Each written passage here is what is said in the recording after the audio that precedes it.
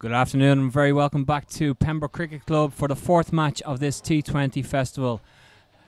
It's the Leinster Lightning against the Northwest Warriors, and it's top of the table Leinster hoping to seal victory of this trophy this afternoon.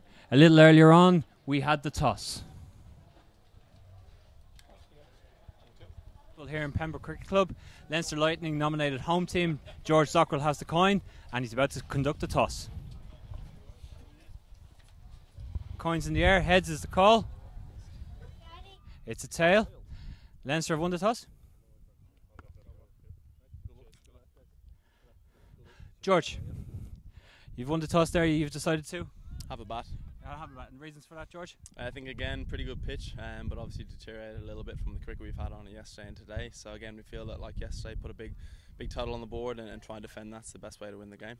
Very good. Best of luck today, George. Thank you. Thank you. Andy, you've lost the toss there. You have to bowl first. Would you have done the same, or would you look to have a bat first yourselves? Personally, we would have looked at the bat first.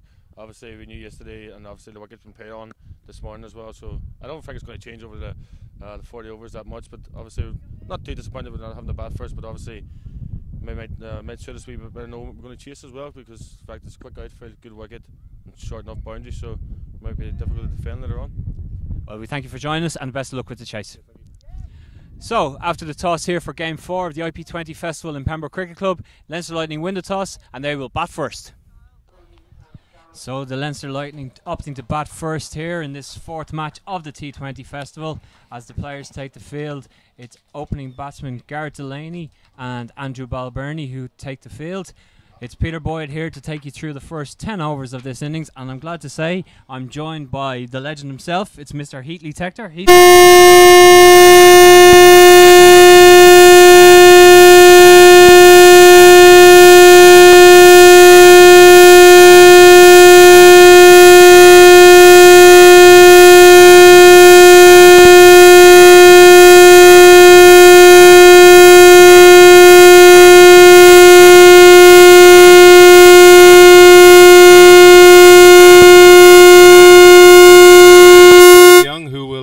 Proceedings off very shortly, of course, an Irish international himself, and I think this has the potential to be an absolute cracker.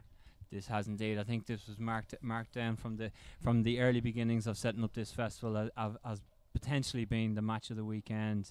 Some fine international cricketers, but also fine interprovincial cricketers throughout both teams, and really looking forward to this one. So you're very welcome to this live stream brought to you by Karen Holmes here on Leinster Cricket TV as Craig Young steams in to deliver the first ball of the innings.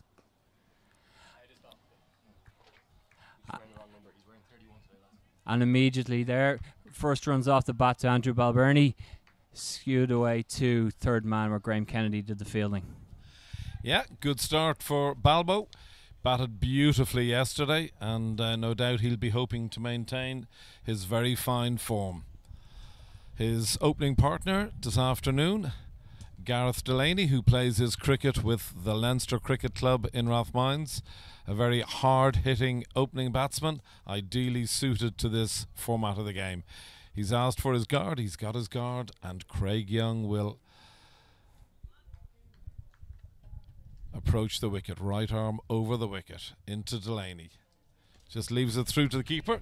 It's been a good wicket, Peter, this. Plenty of bounce, plenty of carry. Plenty of bounce, plenty of carry, plenty of runs scored, and plenty of entertainment for those that have made their way down here over the weekend. So it's a credit to Dale McDonough and his crew from GM by Choice. They really have put together a fine wicket and a fine sporting wicket for each and every match that we've seen so far this weekend. So it's been quite an enjoyable weekend with all four matches having taken place on the same wicket.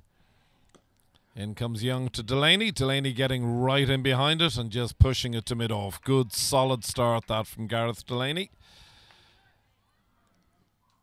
Gareth has had a very good career in this format of the game. Hits the ball very hard.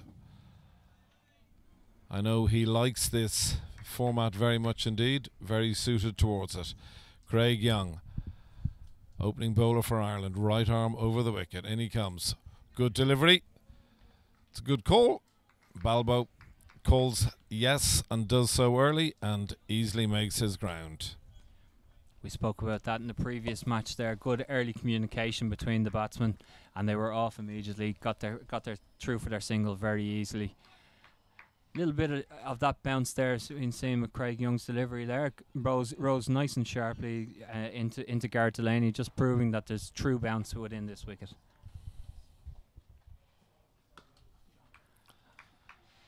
Again, good and full from Young.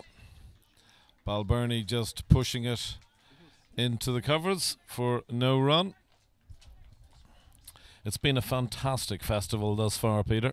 It really has, and it's credit to Cricket Leinster and everyone involved in setting up this weekend and putting it all together, from the organisational level to putting it on and creating this atmosphere, and Pembroke Cricket Club as well for having everyone involved, making this such a fantastic occasion. Nice single that from Balbirnie, just pushing it wide of mid-off. So that completes the first over. It's the first over in Game 4 of this 6-game festival. No doubt it's going to produce another thrilling game of cricket. We've had some really good T20 cricket. Yesterday, 2 fantastic games. I enjoyed this morning's game. Mind you, probably Munster just ran out a little bit of steam towards the back end of their innings. That was it. It was all set up for them after their performance in the power play. They were really looking likely to give a good chase. As we see Davy Scanlon taking his guard, looking to set up his mark for his run-up. He'll open the bowling from the Wilfield Road end. Here's a guy who's had a really good cricket career, Davy Scanlon. He's been ever so consistent in all forms of the game for the Warriors, whether it's T20, whether it's 50 over cricket, or indeed the 3-day game. He's a guy who absolutely loves cricket, and he's very much one of the heartbeats of this Warriors side. He's got 8 on his back, right arm over the wicket.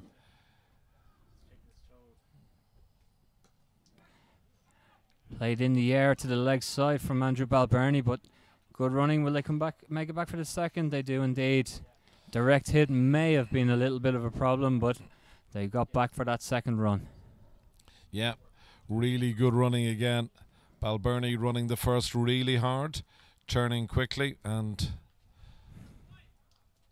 good start to the over for him, pushing it out to sort of deep mid-wicket for 2. Balbirnie remains on strike. Leinster Lightning 5 without loss.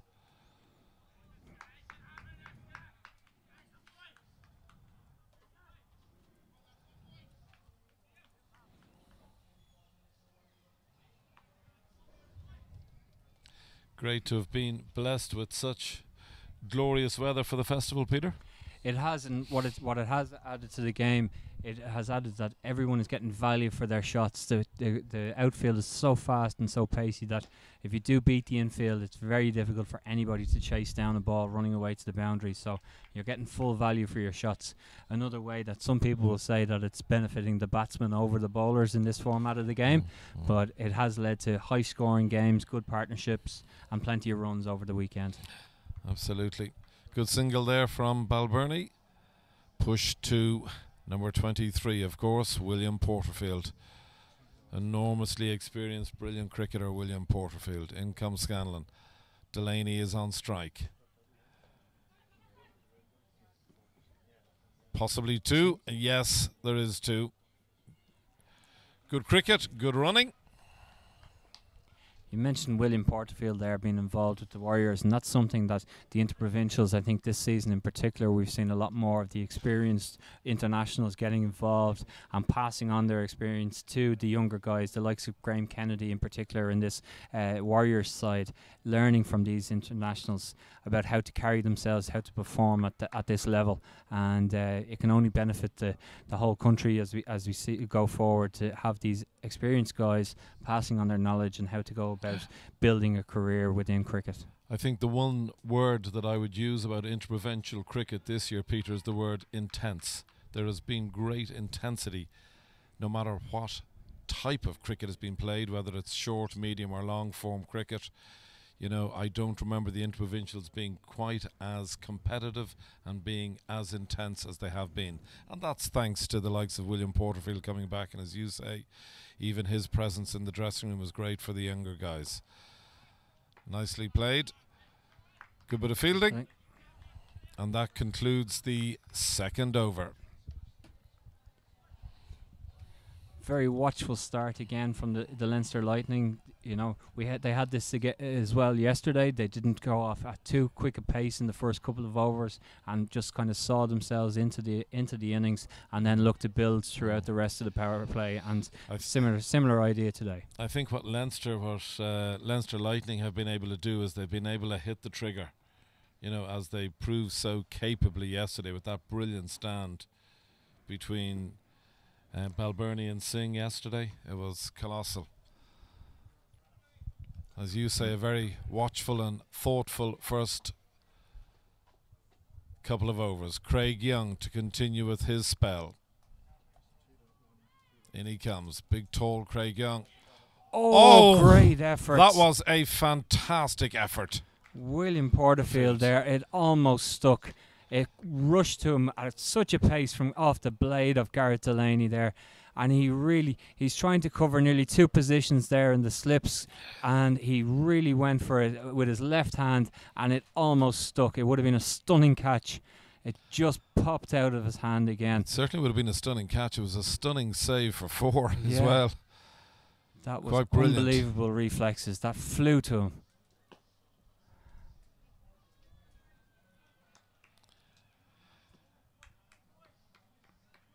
It's one of the fascinating things about this game, Peter, is how, you know, dots just continuously bring pressure. Even 2 dots in this, the third over, you can rest assured Gareth is feeling it out there now. He'll be anxious to get the ball away, whether it's for a boundary or a single, but those dots. He's cut that one a little bit wider this time, but he gets 2 for it. It's a good bit of fielding there by Graeme Kennedy, former Irish under-19 cricketer, very fine young cricketer. Plays his cricket out of Ballyspollen. Another young guy who's had a very impressive Interpro season thus far. Peter, he's done really well. He has, and he's really grown and matured. That under-19 campaign that he had, where he started, he really has grown now into a good, fine young cricketer. Clipped away off the pads there beautifully, just over pitched from Craig Young, and Gareth Delaney whips it away, square of the wicket, just behind square, and it's 4 runs. That'll certainly bring pleasure to Gareth Delaney. As we said, he started with a couple of dots and followed it up with a 2 and a 4, so he'll be feeling good about himself. Craig Young, in he comes. Big, tall Craig Young. Slower ball, nicely played, should just be 1 and is just 1. Unusual to see such a big man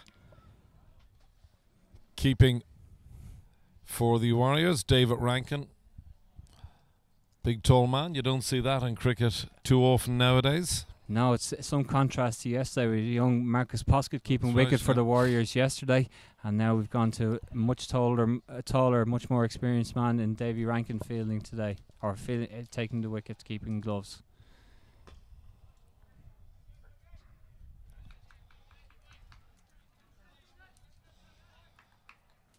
If you're just joining us on the live stream this afternoon, can I say hello and a very good afternoon to you. Great to have you in such numbers. We've had you in the thousands since we've started this live stream, and I'm sure you're enjoying it very much, and we're delighted to be bringing it to you, all thanks to Cricket Leinster and Cairn. Change of bowling now, Peter. Yeah, Irish international, and man who made his Test debut very recently is Stuart Thompson. Another sign of the experience involved in this Warriors side. You know, these are top-class internationals, and Stuart Thompson now will bowl the 5th over.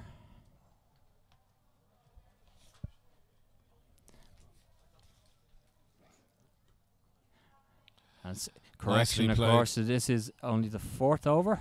Getting ahead of myself there. As Garrett Delaney clips one fine for 4 to Yeah, it was start the nicely Stuart played. Thompson over. Played it with soft hands. Good shot there from Gareth Delaney. Gareth, one of the young guns who's heading off with the Ireland Wolves, the Ireland 8 team, over to Scotland to play in a very exciting series next week. We wish him and his fellow players the very best of luck. Usual shot, just took the hand off the bat, played it sort of in a one-handed type of way. Effective shot, mind you. It's another single to Delaney. It's another single to the total. We're in the 4th over. Leinster Lightning just purring along now. Moving on to 21 without loss.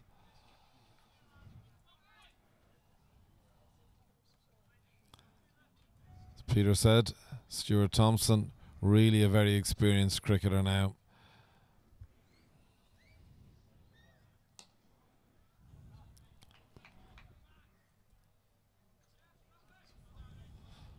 Really good cricket, that.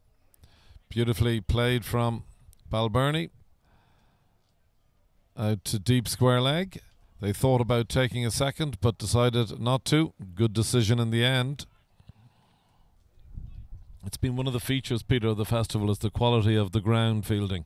It really has been superb because it's not easy. As you know, we've had no rain now for nigh on a month. The grounds are hard and bumpy, and it's no easy task. It's not, and there's another example as the ball just popped up there in front of the fielder, and it's definitely something that, even as an international team, it's something that we prided ourselves on, that we were the top fielders and we could really rely on it as the third element of the game. And now we really need to show that that's something that we can be proud of and something we can rely on, because as we improve and as we grow and play all these T20 internationals that we have lined up in the future, we need to make sure that we're ready for that. And shot again there. Really good shot from Delaney. Quality cricket shot, that. And William Porterfield did his best to come across and try and cut it off, but again just raced away on this hard outfield, and 4 more runs. What you were saying about how quick this outfield is, once it beats the ring at all, it's very difficult to stop. Really good effort from another fantastic young cricketer, Aaron Gillespie. Thought he batted superbly yesterday. His 80 runs was a top-class knock. It really is, and he was fantastic to see the way he shaped his innings and carried on with the way he played. And the good thing about this, when we see these young guys coming through, is the fact that when they can put together a couple of performances over this weekend and they start to knock on the door of international recognition and selection, so really is good. As the score moves on to 27 without loss through 4 overs. Well, it's funny, talking about young cricketers, I had the pleasure 2 years ago to see Aaron in a under-19 World Cup in Bangladesh, and he really was superb, and I thought he was immediately destined for greatness on a cricket field, and had a quiet enough season with Strabane being relegated last year, which is something that I don't think has ever happened to Strabane, for them to play in the second division of their league in the Northwest. But certainly he's come back with a bang this year as Aaron. He's getting runs and wickets and looks just a quality cricketer, fulfilling all the potential that he had as a young man. It is always difficult like that as a young guy coming in and playing senior cricket. You can oftentimes have that great first season initially when you're new and nobody knows anything about you. You can really shine. People begin to find out a little bit more about you, can figure you out what you like to do, where you like to hit your shots and things like that. But it's great to be able to adapt then and go again. Davy Scanlon here after changing ends. And well cut off there in the ring by Craig Young, getting down low. Just showing that the fast bowlers these days, you can't get away with just not doing your share in the field. You have to be able to do something else.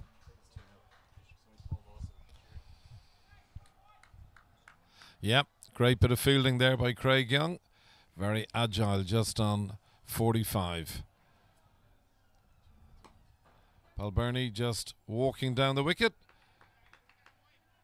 adding another single to his total and another single to the overall total. Balbirnie moving on to 7, Gareth Delaney on 21, with a total of 29 without loss now. Delaney on strike. It's a quality shot. That is a quality shot from Gareth Delaney. That is the power that he has in those arms, and he finds the gardens that join us here in Pembroke Cricket Club. What an effort. Where are you, Bill, when we need you, son? We got to get Bill up on the wall there. No doubt he's sniffing it out. Our Bill loves finding a cricket ball. No, he's on the way.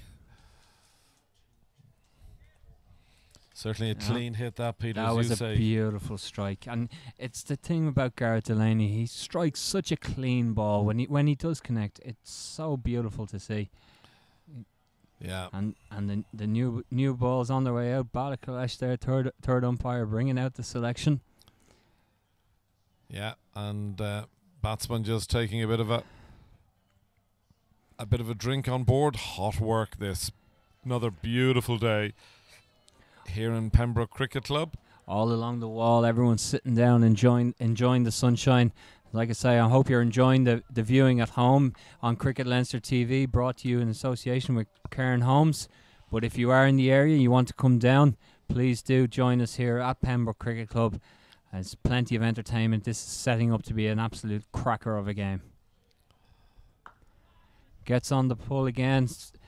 Short ball, but fired right in, tucked him up a little bit there. Gareth Delaney couldn't pull it as easily as the previous delivery, and just goes through for the single. Just got a message there from all our friends in Rush Cricket Club out in North County Dublin. They're all viewing, and I'm going to say a big hello and good afternoon to all our cricketing friends in Rush. Oh, little edge on that from Andy Balbirnie, up and over. Even Davy Rankin with all his height there couldn't get up to that.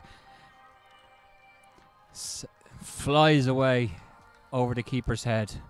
Yeah. This is pretty much a replica of what happened yesterday.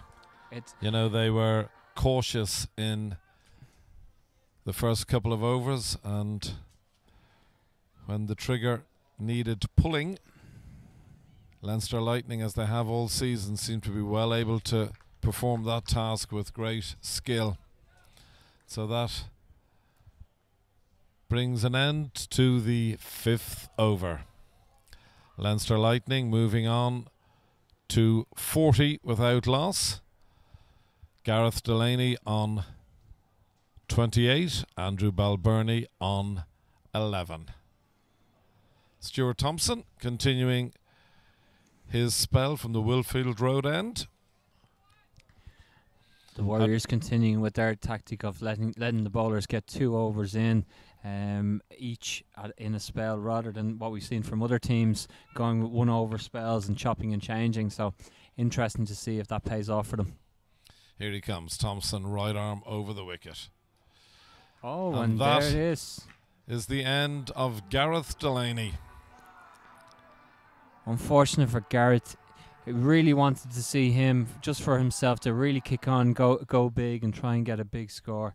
He's had a lot of these innings over the last while where he's been scoring in the 20s, but unfortunately again it's another score, 28, and there he is gone. I think that seemed to be a bit of an off-cutter.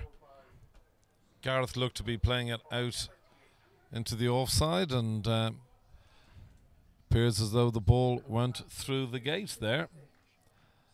And the new batsman for Leinster, another batsman in fine form of late, batted beautifully yesterday, Peter. I thought Simi Singh has been in fine form with the bat. He really has, and his last 2 performances are recent performances, and haven't been the last 2 with the Lightning being involved in massive partnerships. One up at the Hills in the IP50 match with George Dockrell, and then yesterday with Andy Balbirnie, who's joining at the crease now.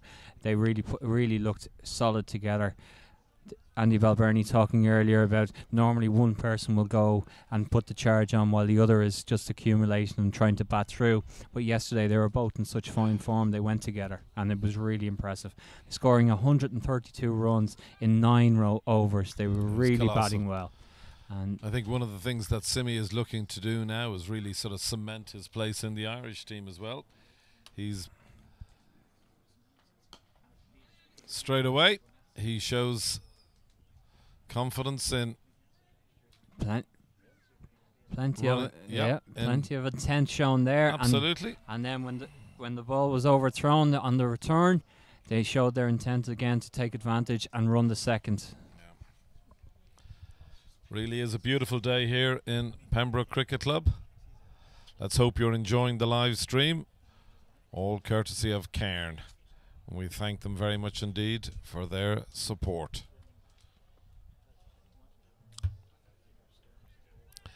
Stuart Thompson. The Warriors no doubt will be looking to break this partnership as quickly as possible. They'll be acutely aware of the danger that these two men possess. Certainly, if they want to really strike home the advantage that they've gained by taking that early wicket of Delaney, getting him out there now, they'll look to strike home by taking this second wicket. Just at the end of the power play as well, it would be a real bonus for them to pick up that second wicket.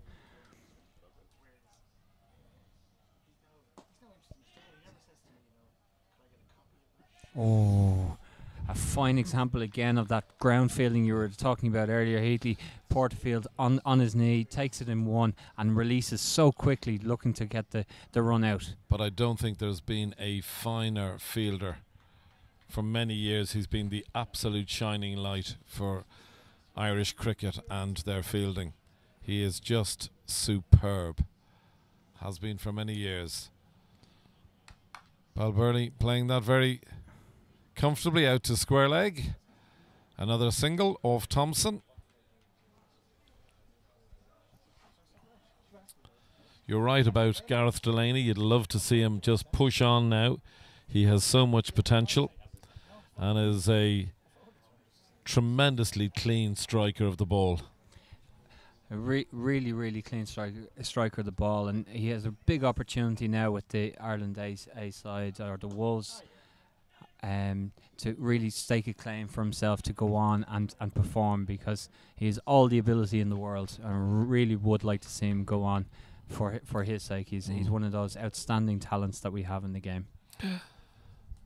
And it's great to say, should I say, it's great to see such a young Wolves squad.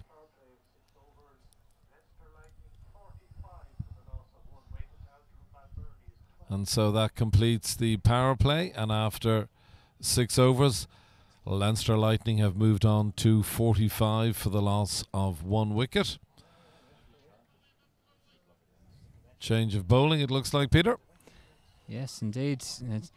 It's one of those ones where looking eagerly now at the fielding setup and the positioning, because after the end of the power play, we've seen often that the teams have relaxed their field and pushed them back onto the boundary. Andy McBride bringing himself onto bowl here, the 7th over.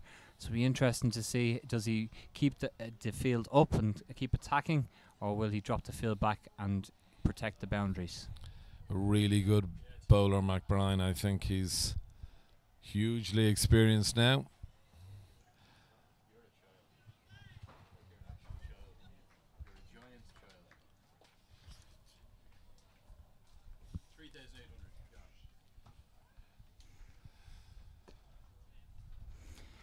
Good start for McBride. It's just the single to sing.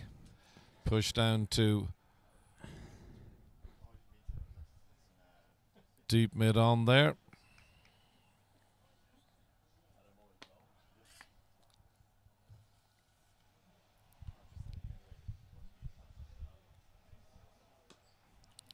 Nicely bowled. Just looking around the ground, as the crowd continues to build and the people arrive all the time, I hope they've got their factor 50 on. This sun is burning through and has done all day, and you can feel it even through our with a little bit of shade that we have here from our commentary position, but I can feel that sun burning through. It really is an absolute scorcher of a day here today. I think made for cricket. What do you reckon? 100%. It's just gorgeous. Balbirnie on strike. McBrien. Big shouts of catch it, go up. Not sure whether it's just one bounce, 4. Really good shot from Andrew Balbirnie. Balbirnie has certainly been in top nick of late. Such a key component in this Leinster Lightning side now. Another one of the Irish cricketers who's really come through the ranks of under 13, 15, 17 and 19. And an opportunity there. Big opportunity. You wonder with somebody like Davy Rankin, who maybe doesn't have the gloves as often, would that be a big chance there for a stumping? Somebody a bit more used to having the gloves on, would they have been able to take that cleanly and whip the bails off? Because that was a big chance.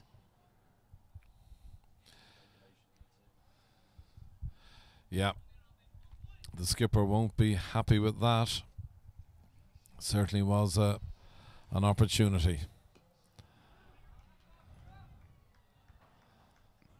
Really good over though from McBrien. Such a good cricketer. Captain, of course, of the Northwest Warriors.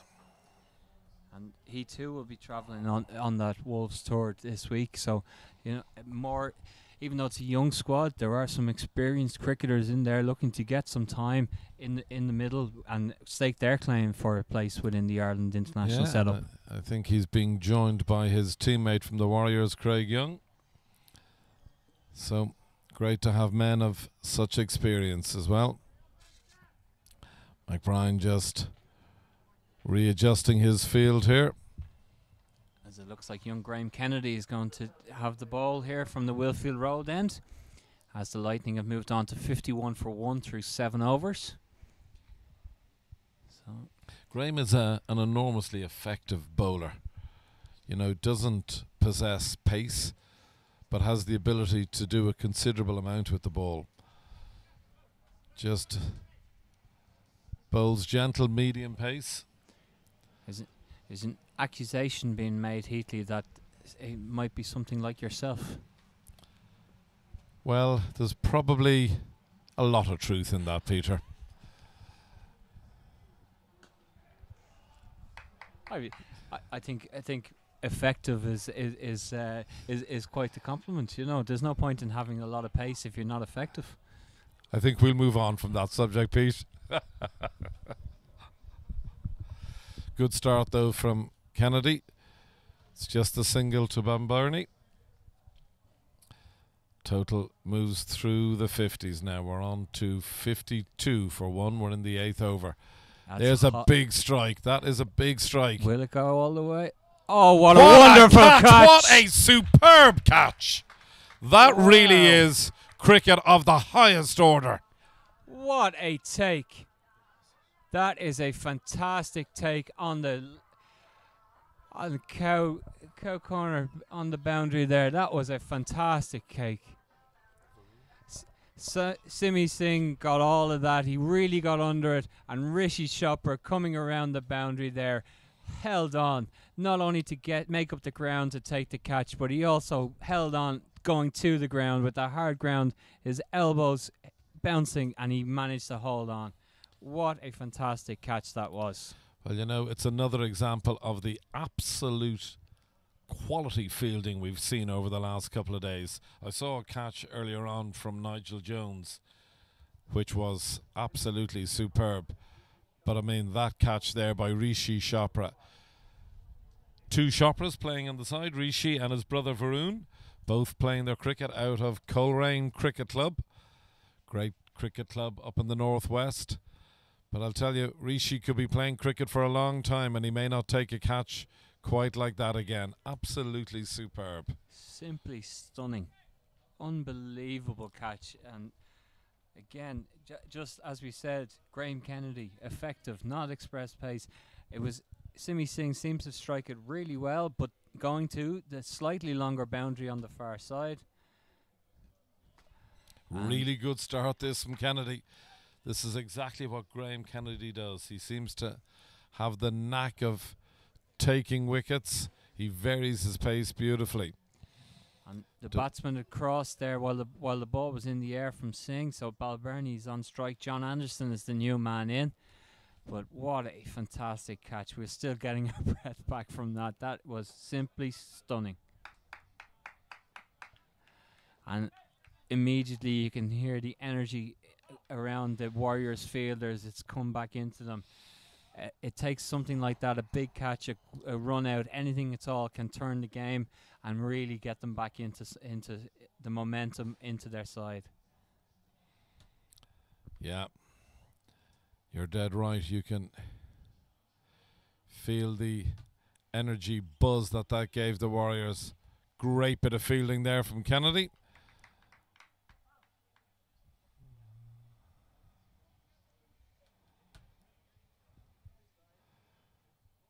It's been a really good over thus far.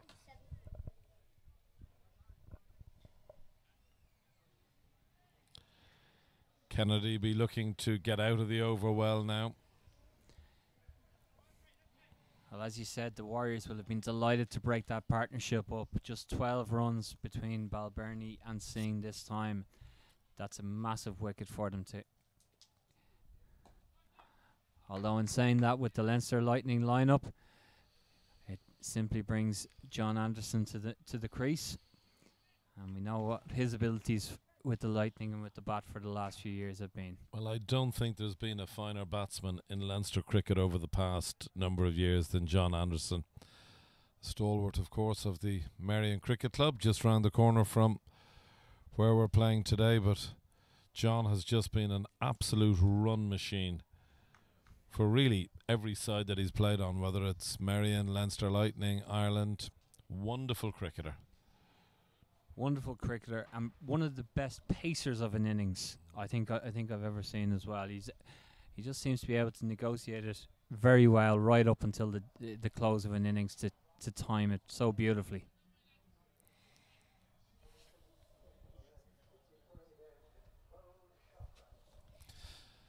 And so coming into the attack now, we talked about the Chopras just a minute ago. Rishi took a scintillating catch, and here comes his brother. This is Varun Chopra. He's a boy who I've seen an awful lot of down the years. Again, a young boy who played Irish underage cricket nearly at every level. Has been a terrific cricketer. The great thing I love about Varun Chopra, he is the ultimate team player.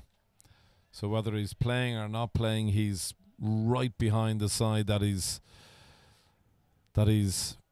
togging out for. He's a great young fella. Lovely good delivery start there. Yeah, good start this from Varun. He'll be delighted with that. Couple of dots to John Anderson. Two gold dust dots there to begin the over. Full toss swept away by John Anderson, but well cut off there. William McClintock covering around on the boundary, restricting them just to the single.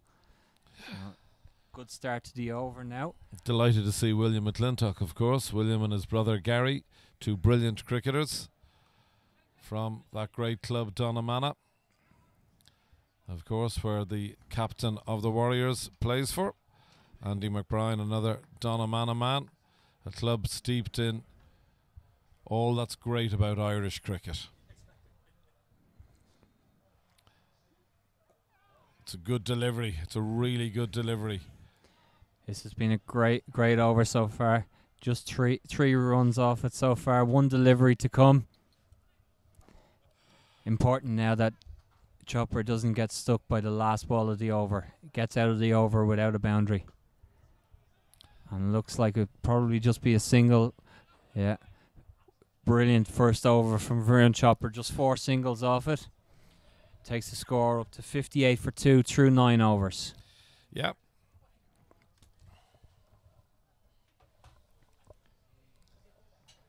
If you are just joining us on the live stream, hello and good afternoon to you. No doubt you're enjoying this terrific game. Well, we see there Andrew Balbirnie and Garrett Delaney really got the side off to a great start, putting on 40 for the first wicket. Unfortunately, Garrett Delaney out for 28.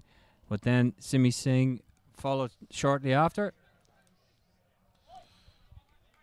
And John Anderson and Andrew Balbirnie now looking to push on and put on a really good partnership for the Leinster Lightning. I think the one thing when you look at that Leinster side is the depth that it possesses, Peter. They bat the whole way down the order. It's vital that that you do in T20, that everyone, as I said with Craig Young, with fielding and everything else like that, you have to be able to be involved in all three aspects of the game.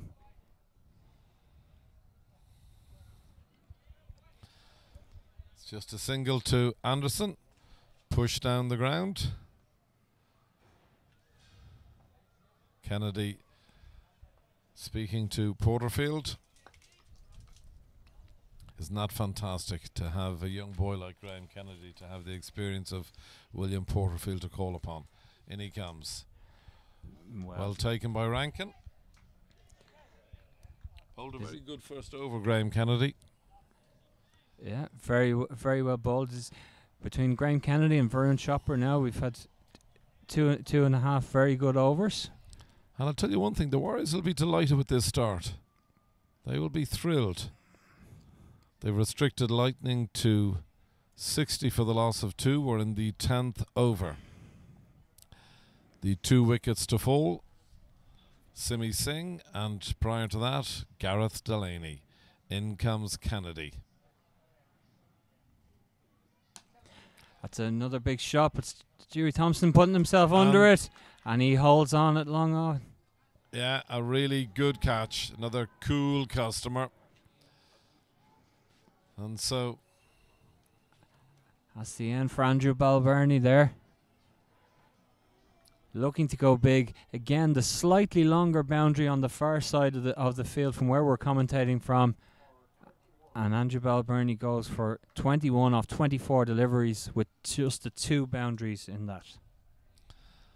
And the incoming batsman for Leinster Lightning, the Leinster Lightning skipper, with number 50 on his back, it's George Dockrell.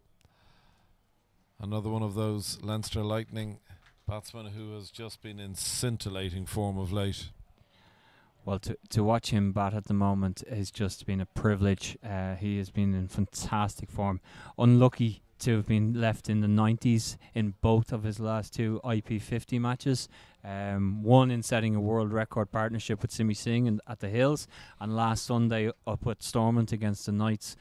He was just sublime.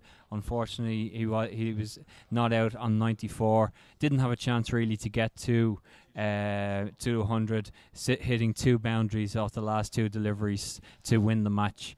But he really is in fine form with the bat.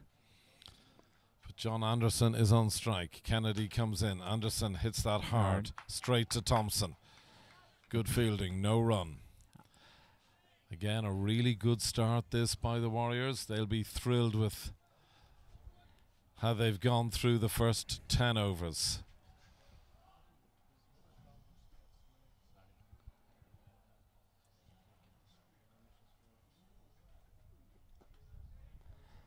Squirted away there now. Should just be the single, yeah. But it just one off that as well. Yep. And that's the end of the 10th over. Leaves the Leinster Lightning on 61 for 3. And at this point, we'll have a change in the commentary positions.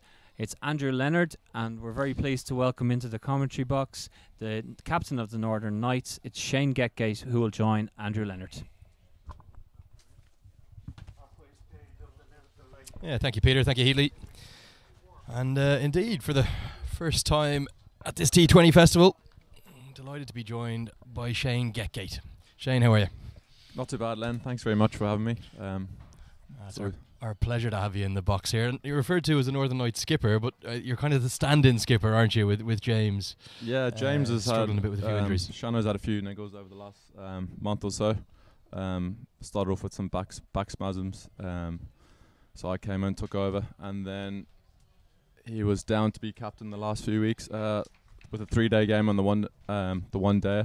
Yep. And then unfortunately in the 1-day game he he had a bit of a niggle in his quad, so I've taken over again, which is something I really enjoy. I like leading the lads.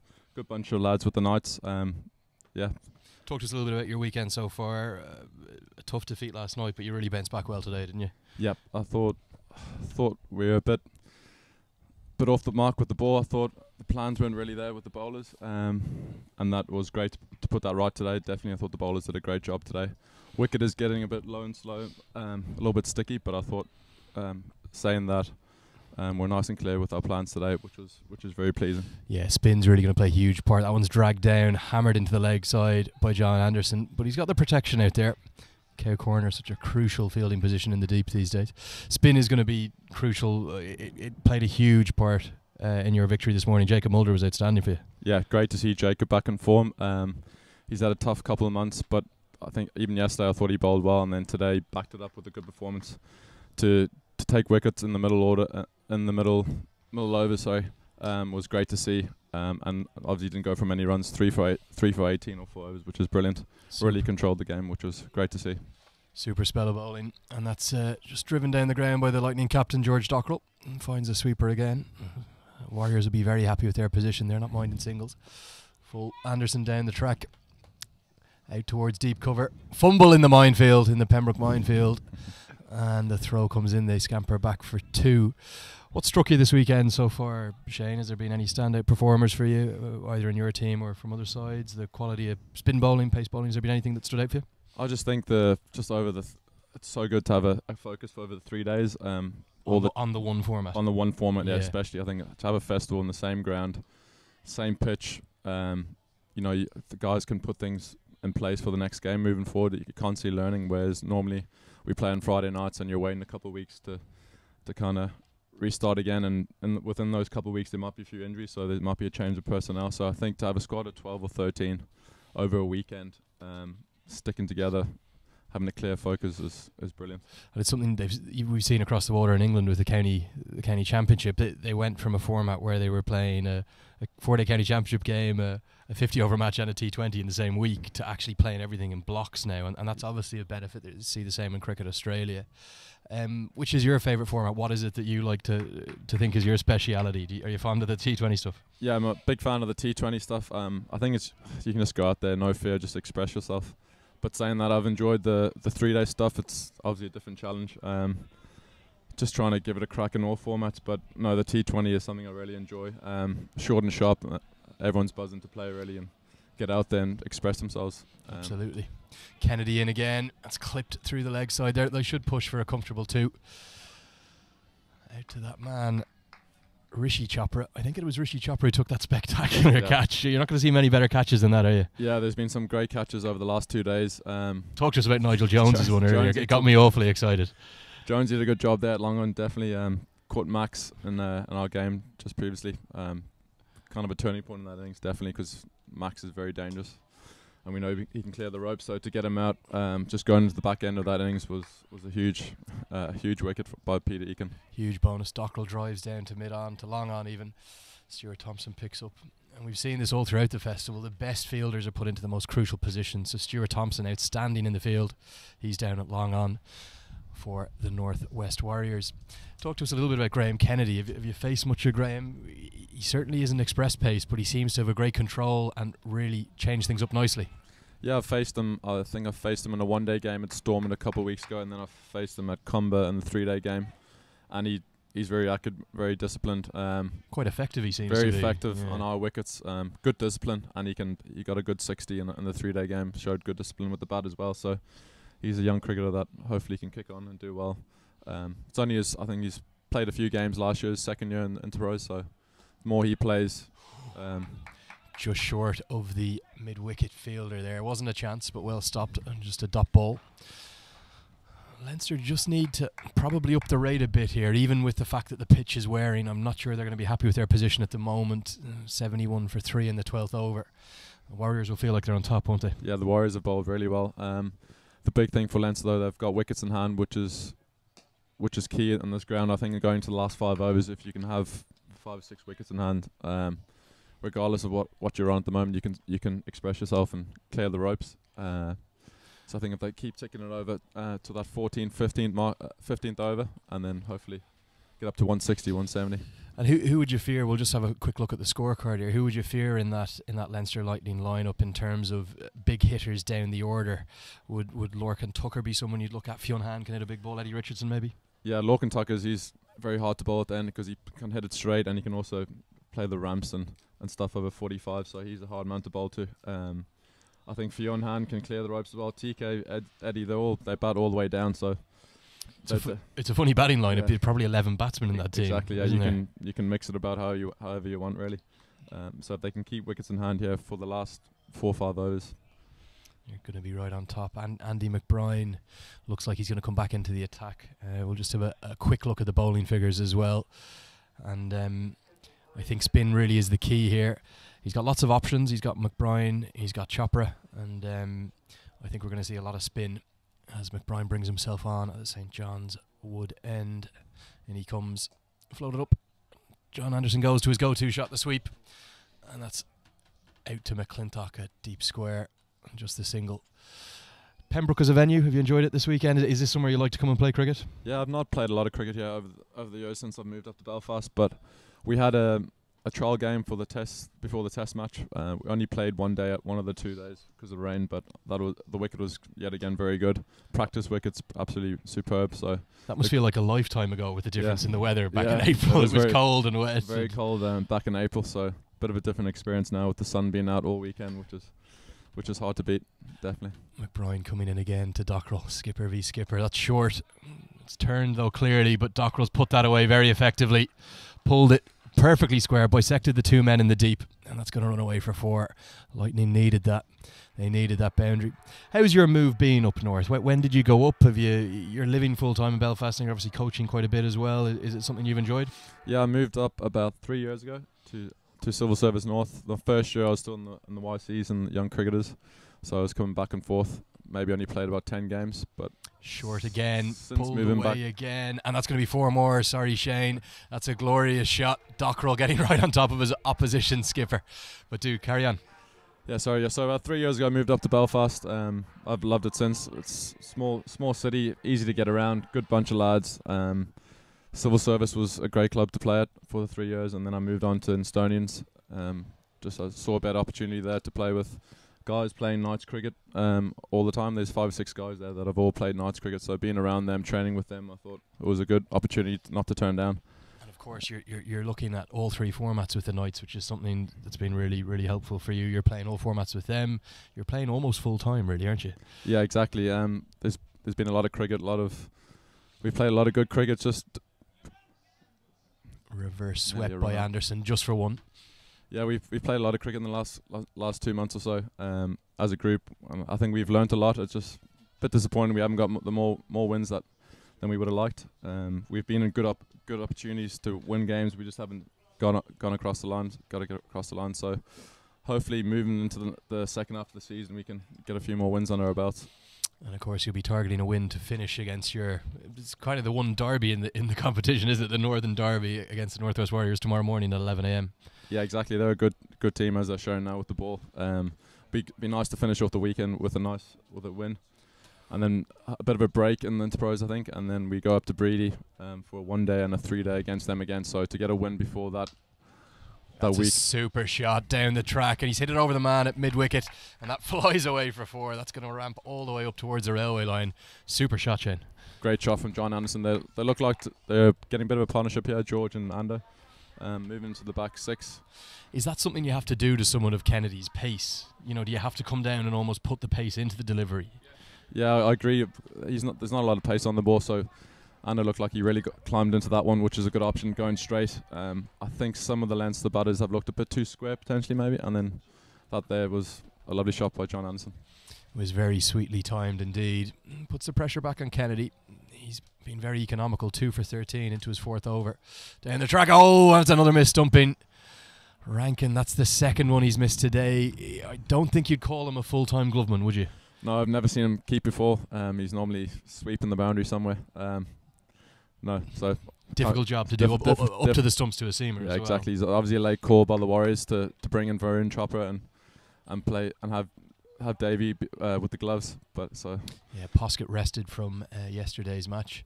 That's the second opportunity he's missed. The first one was a lot more regulation. That might have been a little bit more difficult, but Rankin will be disappointed, as was Kennedy. That could have been his third wicket. Down the track again. Anderson looks square, just over cover. They're going to push hard for 2. Fast pick up and throw, but Dockrell's very quick between the wickets and they scamper through for 2. Moves the score on to 88 for 3. Halfway through the 14th over now.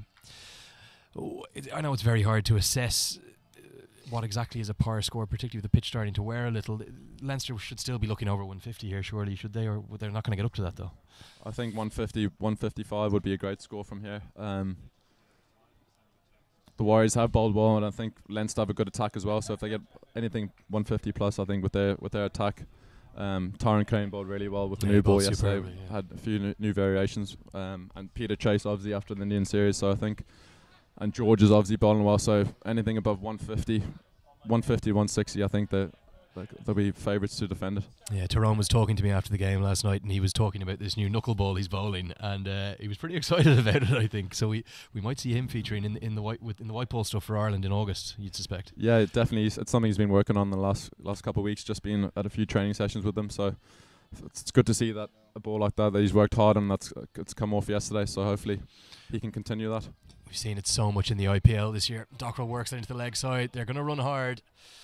Pick up and throw from the deep, but scampers in John Anderson. A direct hit might have been close, but safely home for 2. And even if they're not quite finding the boundaries, they're just trying to push the 8 ball with these doubles to get that scoreboard moving for the Leinster Lightning. Been blessed with not only a good outfield, good batting conditions, but lots of runs, lots of wickets, lots of sixes. Super action here this weekend. Yeah, it's been brilliant. Great for the viewers, great for everyone watching. That's been down over the last 2 days. Kennedy in again, final ball of his spell. They're going to push for 2 once more, and they will get there. Kennedy finishes his 4 over spell. Wonderful figures, 2 for 20. He's done a superb job for his skipper there. And the Leinster Lightning, 93 for 3 after 14 overs.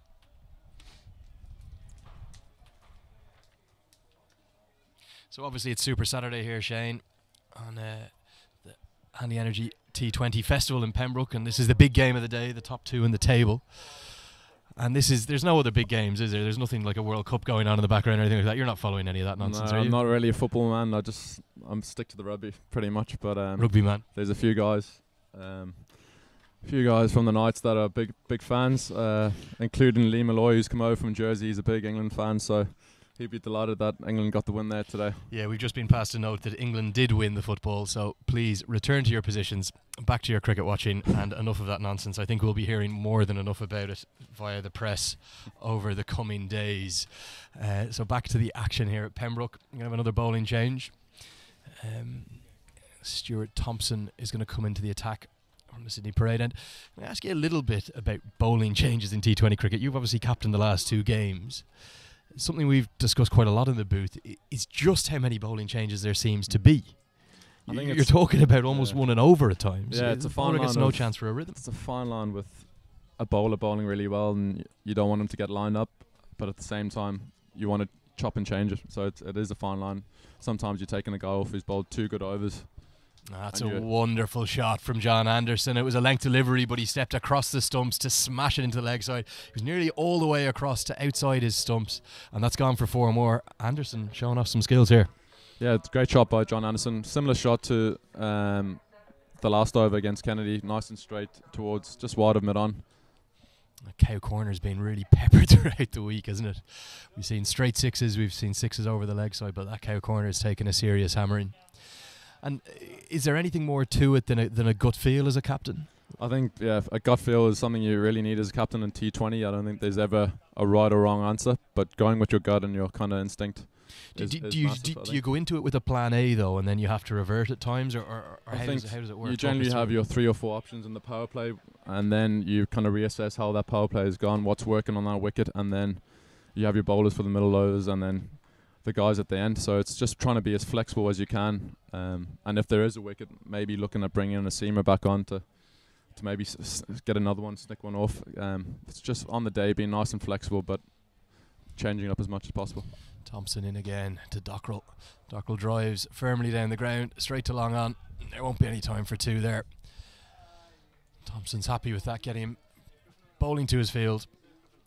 And just a nice partnership building. 99 for 3 in the 15th over. I think you could be right. If we can get 10 and over from here, they'll be looking at about 150, 155. I think George Dockrell, the Lightning skipper, will be delighted with 160 from here. And Anderson's going to be looking for many more than that. Thompson in again now. Full. Just worked away to point for a single. That's the 100 up in the 15th over. And I think that's probably about the slowest 100 we've had in all 4 games so far. Yeah, potentially, yeah. It's been... I thought the Warriors have bowled really well here. They are putting a bit of a partnership with George and John Anderson, which is good to see. But saying that the Warriors have bowled to their field pretty much throughout this inning so far. Was it difficult for both the Knights and the Warriors to back up and come straight into the T20 festival after what was a very hard fought 3-day match last week? Just work down the ground. They're going to scamper back for 2 again. Very good running from this pair. I found out, yeah, it was more so probably not having 1 or 2 practice sessions to kind of change your skills up and get back into the routine. So yesterday was nearly, it took us a game to get into it. Yesterday was a bit of a practice to get those skills going again. Your slow balls, your Yorkers, your scoops and whatnot. And you gave the Lightning a good run, 27 run defeat, 180 would have been a good total, but perhaps you were just a little bit disappointing with the ball. Yeah, but very disappointed with the ball. I thought 180, 185 was probably par on that wicket. It was a good wicket, quick outfield, but I thought 207 was just a bit out of our reach. We kind of needed one of our batters to kick on and get a 60 or 70. And I thought the guys gave it a good crack with the bat. The tempo was quite good. Everyone came in nice and positive, but yeah, as you said, just maybe 20-25 too many with the bat. Well, Greg Mullins in the commentary box called the par as 180, and you ended up nailing par with the bat. But as you said, maybe just let down with the ball a bit. 15 overs gone here at Sydney Parade. You're watching the T20 Festival, the Hanley Energy T20 Festival, and all of this live streaming is brought to you by Cairn Homes PLC. And we're delighted for their support. We've had 4 fantastic games of cricket. I think this one's shaping up to be a fantastic game of cricket. Very difficult to call who's ahead right now. I think the Warriors would just be ahead, but after these 5 overs, we probably have a clearer vision of how this game's going to go. But the Warriors will be just ahead for me at this stage. Davy Scanlon back into the attack. Will Dockrell be looking to target him here? Definitely. I think Davy will go full and straight, and then I think he's got a decent backhand slow ball, so he'll probably get look to get it to the bigger boundary on the leg side. Scanlon just double checking he's got the right number of men in the ring. Always important. You don't want to be giving away a no ball and a free hit. He does have the requisite 4 in, and in comes Scanlon. George has really enjoyed that long on region. Super piece of fielding from Stuart Thompson. Anderson looked for the 2, but there probably isn't many better fielders in Irish cricket. Yeah, Tomo's a great fielder. He's shown that over the years. You really risk taking a 2 to Tomo in the outfield. So. And it's interesting to see long off is William Porterfield, who's renowned as one of the best fielders in the world, and Stuart Thompson, one of the best fielders in Ireland, there at long on. So Davy Scanlon has his 2 men in the right place. I'm going to come into Anderson. Be interesting to see what Anderson looks to do here now.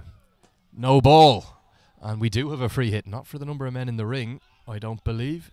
I think George Dockrell decided against the 2 because he might have wanted the free hit there, Shane. What do you think? Definitely, I've done that a few times over the last couple of weeks. You just pretend to slip or something just to face that free hit. 100%. Well, the Irish captain of the Test and the ODI format, William Porterfield, walked down the wall this afternoon, and he said, Lenny, obviously you weren't watching the game on Friday because Davy Scanlon bowled a no ball, and the no ball that Delaney bowled wasn't the first of the festival. So thanks to him for the correction. The 3rd no ball of the festival and a 3rd free hit.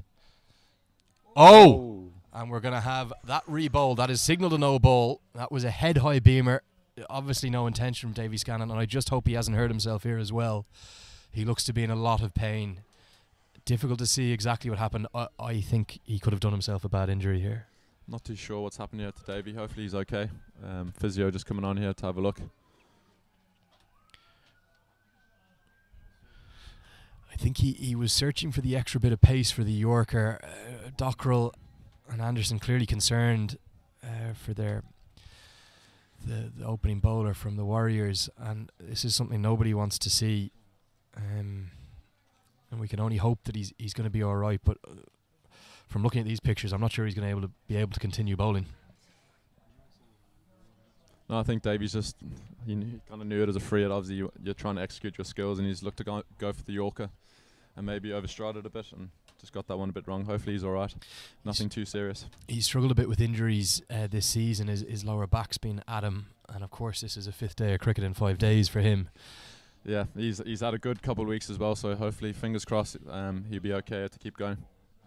We've actually got the medical team coming onto the outfield here in addition to the match physio, of course, with it being an official interprovincial fixture. We're just watching a replay back here. Oh, it's his back, I believe. He's held his back and he does look in a lot of pain. From looking at the scene as we're calling it now, I can't see him being able to come back and bowl, Shane. What do you think? No, I'd be very surprised if he finishes off this over in this spell. He's still on the deck here, and the paramedics and physio are coming on. Just with this break in play, it's probably an opportune time to have a little bit of a look at the scorecard. So that will just come up on your screens now. And yeah, very interestingly poised game. The Leinster Lightning 106 for 3 in the 16th over. And we'll just run you through the scorecard briefly there. Andrew Balbirnie made 21 off 26. Gareth Delaney, good strike rate, 28 off 19. You'd be happy with that as an opener? Gareth's shown in all the T20s. I think he's strike rate of 140, 150 plus, which is good. I think he got a 70 in the first game, which is good to see. Simi Singh fell to the second spectacular catch of the day. Yeah, very unlucky from Simi's point of view, but I thought he batted lovely yesterday. And very rarely you do it twice in 2 days in T20 format. It's kind of a high risk game, and he was unlucky today. And in a change to the order from yesterday, John Anderson back to his normal number 4 slot that George took yesterday, and they built a good partnership, John Anderson and the Leinster skipper George Dockrell, and that partnership's already worth 48 to the Lightning, both scoring at a fluent rate as well, aren't they? Yeah, partnerships are key in 2020 cricket, and even though they'd like to be in maybe 120, 125, they've got the bit of confidence from this partnership here, and then hopefully they can kick on. One of these two guys can kick on in the last 5.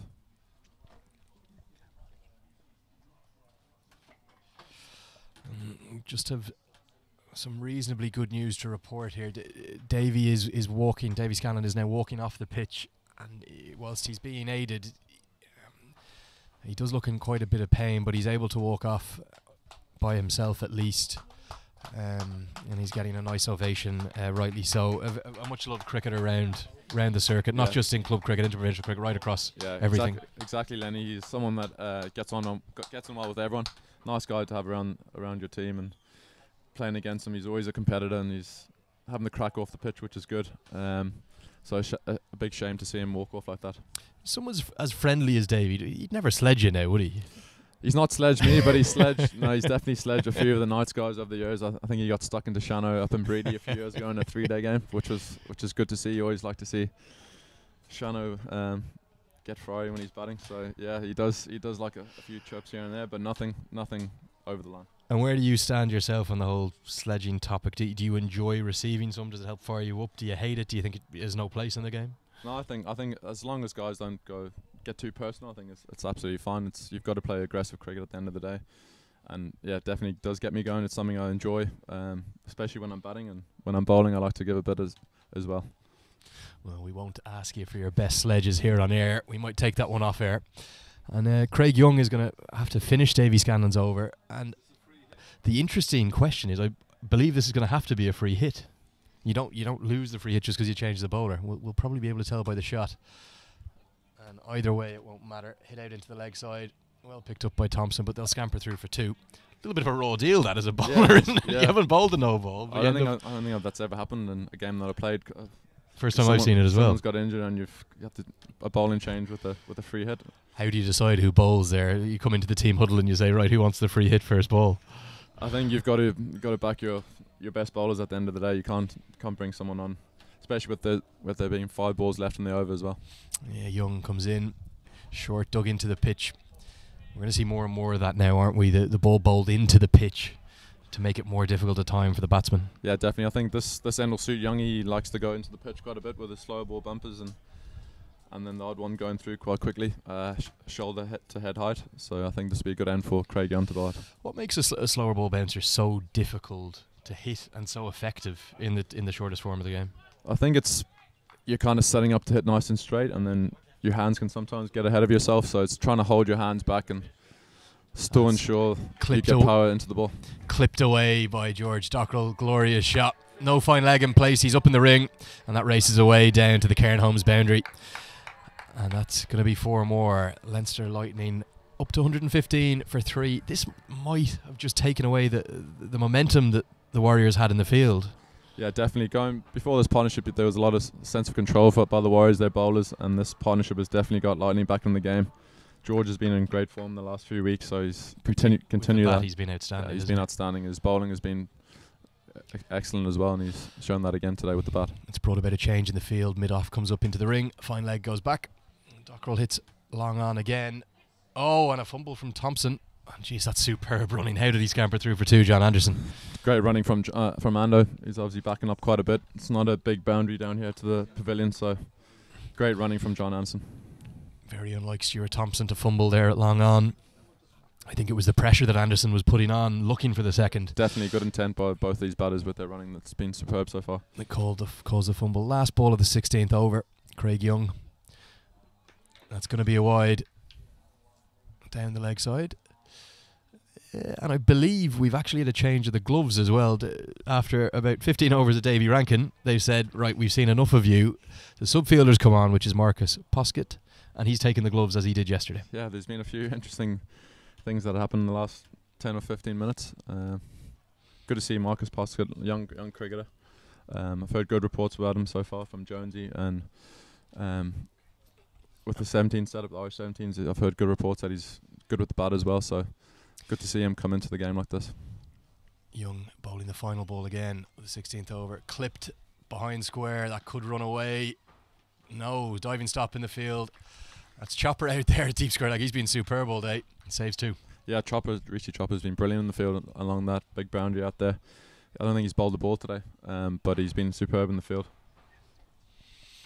Lovely, and I stand open to correction on this one, Shane, but I believe it was the change to the laws last year that allowed substitute fielders to become wicket keepers. Previously, I don't think that was actually part of the regulations, but they brought that in case there was a concussion injury of some kind, and they said if you have a substitute fielder, he can come on and actually take the gloves. The Warriors have used it to their advantage to replace Davy Rankin behind the sticks. Yeah, I think that's great to see the ICC bringing on that ruling. Concussion is a big thing in the game over the last few years, so I know Davey had a bit of a back spasm there, but it's good to see the changing the rules from the ICC. Yeah, and ultimately you want your best men doing the job, and Marcus Poskett's going to have to stand up to the stumps here. The Warriors looking at a bit at 6s and 7s here. They don't even actually know who's bowling right now, do they? Andy McBride looking round, and it's a case of who's going to take the ball. It looks to me, Shane, as though William McClintock's going to have his first bowl of the weekend, and I don't think William McClintock had any idea that he was going to bowl this over. No, I think it looks like a late call from Andy McBride to bring him on. He's still warming up here. And this is my point in the last over. It's really taken away the Warriors' momentum, that injury to Scanlon. Definitely, but it's kind of changed. Andy McBride's thinking he's obviously had his plans, and for Davy Scanlon to bowl his 4 overs and Craig Young to bowl his 4 overs as well. So I think that need to make up an over here with William. McClintock just trying to get loose. St. John's Wood end, and he's just going to try and get through this over, really, isn't he? Wasn't expecting to bowl it. Damage limitation. I've seen him bowl a couple of times. I think he'll just look to go full and straight, and then with odd variation. Not the worst bowler in the world, so hopefully he can do a good job here for the Warriors. 4 overs to go for the Leinster Lightning. 120 for 3.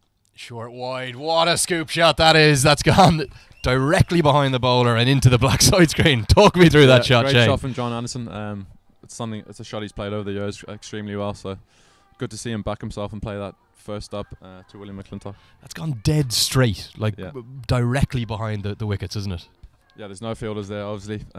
We've got third man up and fine leg up, so it's safe enough shot for John Anderson. No taking a look at the bowler here at all. That was his first ball and he scooped him for 6. Yeah, putting him under pressure from ball 1 is something we talk about in 2020 cricket, so not letting him settle, which is great to see. McClintock nervous now at the top of his run, and he comes for a second ball. Short again, scooped again. Could be a chance in the deep, not quite. Kennedy decides that it's better to just let it bounce once, and it's just a single to bring Dockrell back on the strike. You wouldn't have gone for that, Shane, would you? That catch there? Not too sure, mate.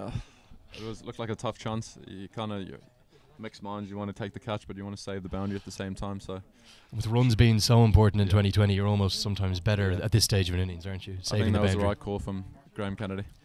Struck down the ground. It could be a chance at long on. He's sprinting in. Looks like Porterfield. Oh, a great effort with just one hand in the end. He must have run about 25 yards in to try and get a hand on that. Yeah, great effort there by William Porterfield. Running about 30-40 yards.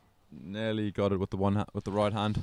Superb. Great to see that kind of effort in the field. Superbly caught by our cameramen here, tracked the whole way, and that would have been a third spectacular catch today.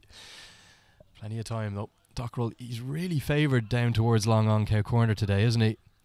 Well fielded on the boundary. Usually just one out to this wall side in Pembroke, isn't there? Yeah, but there's quite a big gap from cow corner to long on, so I think that these two are, especially George particularly, he's looking side screen to kind of cow corner. And interestingly, that scoop shot has brought about a change in the field again. Craig Young now goes back to deep fine leg, and that has brought the gap with mid-off coming up. So will he look to go over mid-off? He stepped outside off stump, he stepped back. Oh, and that's been signalled wide. McClintock looked back in the umpire and he pleads with him. Porterfield's run a long way in from long on to come and chat to McClintock. Obviously, both of Donamana ilk. It probably was a wide. Probably just a wide, but I think you kind of risk the wide instead of getting hit for 6 straight down the ground or in a certain area that the batter likes. So I don't see a problem with that. It's obviously tricky for the bowler when the batsman's shuffling around the crease as well, isn't it? McClintock in again. Just persisted with that line, but Anderson's sides him away, cut him away. Behind square on the offside, that's 4 more. The Leinster Lightning are flying at the end of this innings now. Yeah, they're definitely getting up to that 155, 160 mark. John Anderson seems to be moving around the crease quite a bit here, putting the ball under extreme pressure. So, and how costly is this filling over from McClintock going to be? There's already 15 off it, still a ball to go. We'll have a look at the bowling card at the end of this over just to see who's going to be able to bowl the last couple. But McClintock into the last ball of this over, straight down the ground. That's a huge strike. That's 6 on any cricket ground in the world, and that flies for 6. Lovely shot by John Anderson. Brilliant to see. Big ask there for William McClintock coming in the 17th over. But yeah, the Lightning have definitely targeted that over and got 21 off the over, which has put their innings in a good stead. You had to get 160 hopefully. That's 17 overs gone now. The score's rocketed up to 141, and we were talking about maybe 155 being competitive. They'll be looking at 180 now. Yeah, this partnership has been crucial for the Lightning. The Warriors there's been a few tough chances in the field. They'll be disappointed not to take those 50-50 chances, but I think going to the last 3 overs here, they maybe look at 165 even. You can see on the bowling figures there the damage that has done. 1 over, none for 21, because McBride couldn't go back to Young for that additional over. He's only got 1 left, even though he's only bowled 2.5, and obviously Scanlon couldn't bowl any, so he's got to turn back now to Stuart Thompson for his 4th and final over. You'd have to imagine it's going to be Craig Young to finish out. But he's still got to find 1 over there. It'll probably be himself as a skipper, will it? Andrew McBride might use himself. I'd like to think it'll be Andy McBride, definitely. He's got 2 overs left. So comes Thompson, pulled away to deep square. Well picked up. Very well picked up there by Kennedy in the deep. Anderson back on strike. Anderson's looked the more threatening of the 2 batsmen, even though George has batted very well. I think Ando's done very well. He's moved around the crease nicely. He's kind of second-guessed the bowler, but his plans and trying to hit the ball where he wants and trying to control the game, which is good to see. Comes Thompson again, pulled away. Almost a carbon copy of the last ball, and again it will just be one. Is that something that you guys tried to utilise yesterday, isn't it? Bowling into the pitch at this end with a deep square, a deep cow, a deep long on. And I think at one point you might even had 2 deep cows, but you were just really protecting that longer boundary, weren't you? Yeah, definitely. That was one of our plans, just to bowl slightly shorter from this end and then a little fuller from the other end. Saying that, Balbo and Simi got a few away, so hard to bowl to, but that was our plan. Even the best laid plans can come up short. Dockrell just rotating the strike. I think he looks happy to take the singles and really let Anderson try and do some damage late in this Lightning batting innings. George is a guy you played a huge amount of cricket with growing up, all the way up. Have you been surprised by just how much his batting's come on in the last year or two? I think it's just down to the opportunity with the Lightning. He's obviously works extremely hard on his bowling and his batting, but the opportunities he's had to go up the order with the Lightning, with him being captain, he's taken every opportunity at the end of the day. So it's good for him to see that he's. What would you do with someone like George? If I can give you for 5 minutes the virtual Irish manager's hat and say, well, he's obviously going to be in your team, but he seems to bat at 8 or 9. Would you like to see him get up the order even for Ireland as well? I think he's you can't really argue that he's a genuine all-rounder. I think he can definitely bat at number 7 for Ireland. And then if his bowling keeps ticking over like it is, he can be a crucial player for Ireland. That's a huge strike from John Anderson. That's gone straight down towards the O'Rourke's house here at Pembroke. And that's a massive 6, isn't it? Huge 6 by John Anderson, and that brings up his 50 as well. Superb innings from John Anderson. He's really guided this Leinster Lightning innings, and his 50 has come up now off just 32 balls. Did Thompson do anything wrong there, or it was just a super stroke? I think he's just missed his Yorker, looking to go full and straight on, possibly on the hill to try and get hit out to that big boundary, and he's just got it slightly wrong. Superb shot by John Anderson. Sailed over long on, and we've had quite a few replacement balls this weekend already. I'm sure this isn't helping the Cricket Ireland coffers, this T20 festival here in Pembroke. I'm sure there's a few grey hairs back in the office, definitely. Comes Thompson to Anderson. Looking towards deep long on, deep cow. He's slipped. They're still going to turn and go back for 2. Thompson looks to run out Anderson, but not in time. And they do scamper through for 2. Really been one of the highlights of this partnership is just how well they've run between the wickets. At the end of the 18th over, Shane, the Leinster Lightning are 152 for 3. Yep, 2 overs to go, so I think they can really kick on. Yeah, they've got 7 wickets in hand. Couldn't ask for a better situation. Yeah, good partnership from George and Ando. Ando's just brought up his 50, so hopefully they can really kick on and get a good total for their team. You've captained it right. It looks like Andy McBride has decided the McClintock experiment was just for 1 over. He's going to come back himself. Just a quick look at the batting card before we go to watch Andy McBride's over. Super partnership this. They came together when it was 60 for 3. It's now 152 for 3.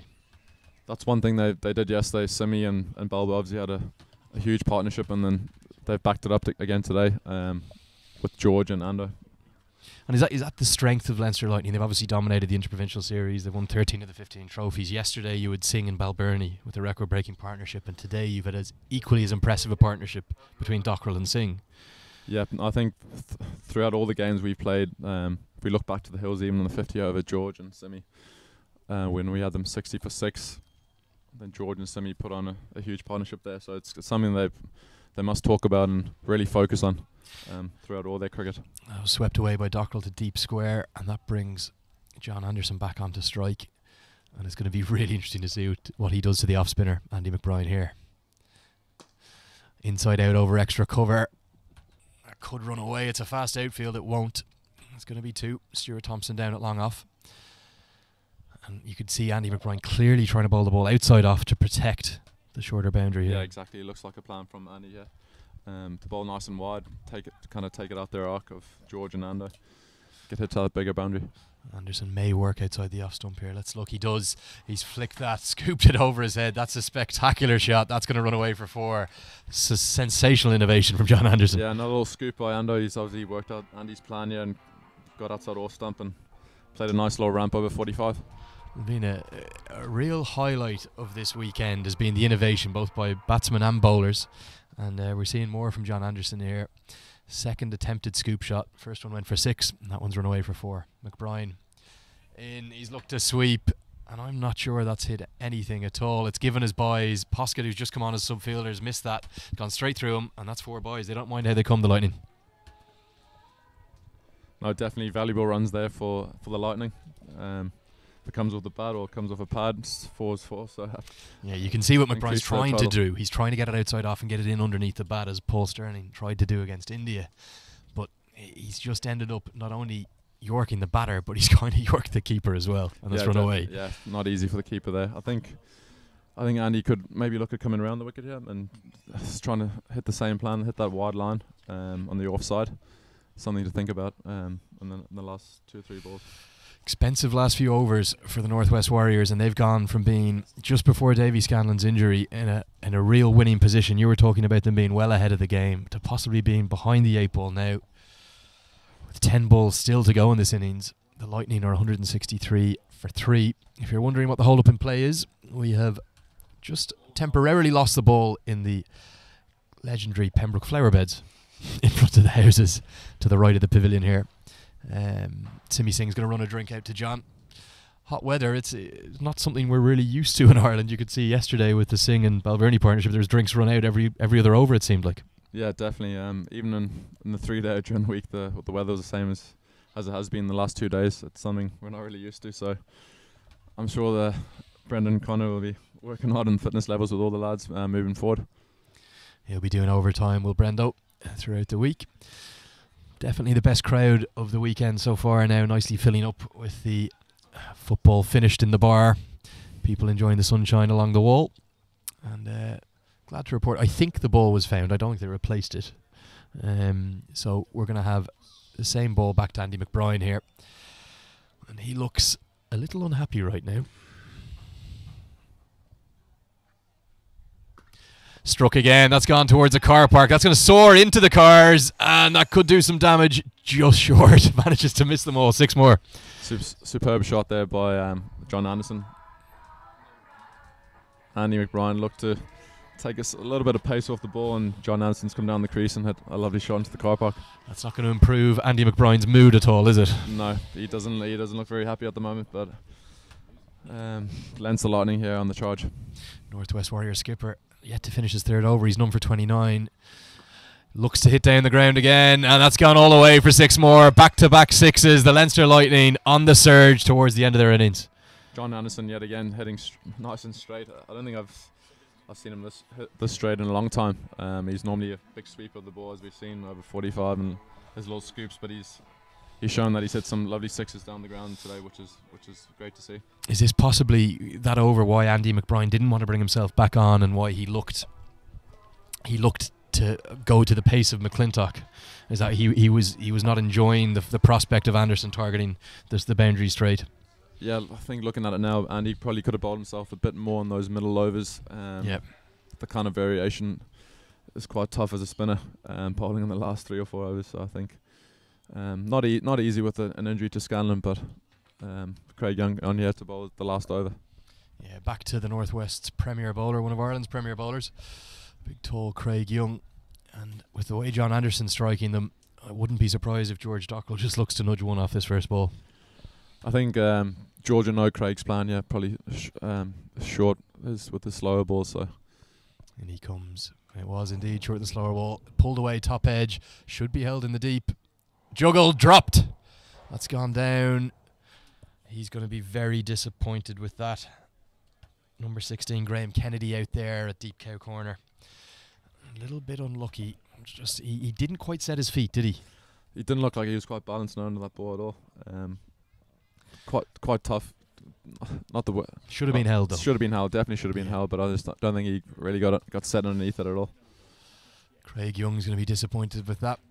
It's brought about a fielding change with William Porterfield, the Ireland captain, coming into the ring at mid-off and deep fine leg going back. So it's going to be short again, I suspect. It is short again. And I'm surprised they haven't run through for a bye there. Yeah, well bowled by Craig Young yet again. George looked to use his feet, come at it. I think he sat deep the ball before and worked well for him. So signalled by the umpire as a good option to Craig. One for the over. It wasn't over head height, but over shoulder height. and with the same field remaining the same, are we going to see another short one here? I think Craig will just stick to that's his best ball in the death. So in comes Young again. He's gone full and straight. He's hit the pads. Dockrell, well, he won't be delighted. At least it brings Anderson back onto strike. And I'm not sure if that was Signals' leg by or not. I don't think it was. So maybe he just got a little inside edge onto his pad.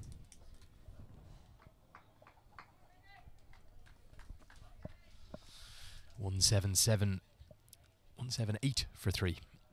3 balls to go. Young to Anderson. Oh, brilliantly bowled. He's nailed his Yorker there. yeah, great ball there. Great delivery there by Craig Young. John Anderson probably expecting the short ball, so to double bluff him is good to see. Great skills by Craig Young. How frustrating is it as a bowler if you're looking for the block hole and you miss it by just a yard? It ends up right in the slot. It's obviously, it is very frustrating as a bowler, but guys playing up the levels, playing for Ireland, you don't have much margin for error, so it's something we need to nail definitely over the next couple of years. Absolutely. In comes Young. 2 balls left in the innings. Full and straight again. Super final over.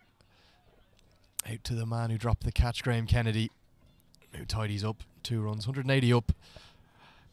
Shane, at any point during this innings did you think they could get over 180? No, definitely not. I thought 160 probably max was a total they were looking at, but to get 180 and with 1 ball to go, it's credit to the 2 batters, John Anderson and George Dockrell. They played it absolutely superbly. Yeah, the partnership's up to 120 between these two. Final ball hammered down the ground straight to Thompson. It's juggled again. That's the second misfield from Thompson. Throw comes in and they do scamper through for 2.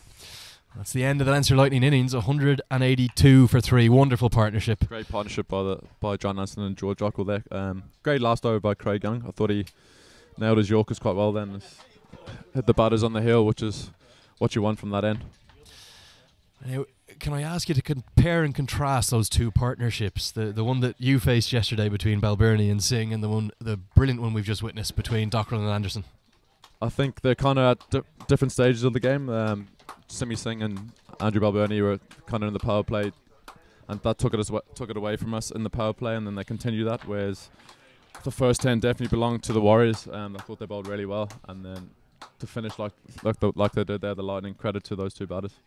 Let's have a look at the card here, Shane. Andrew Balbirnie might be a little disappointed to only make 21 today after such a brilliant innings yesterday. Gareth Delaney, nice little cameo, 28 off 19. Simi Singh fell to that absolutely spectacular catch for 5. John Anderson, really the star of the show today, 76 not out, and George Dockrell, 40. That partnership between the 2 of them was 122 unbroken, and that's really, do you think that's put Lightning ahead of the game here?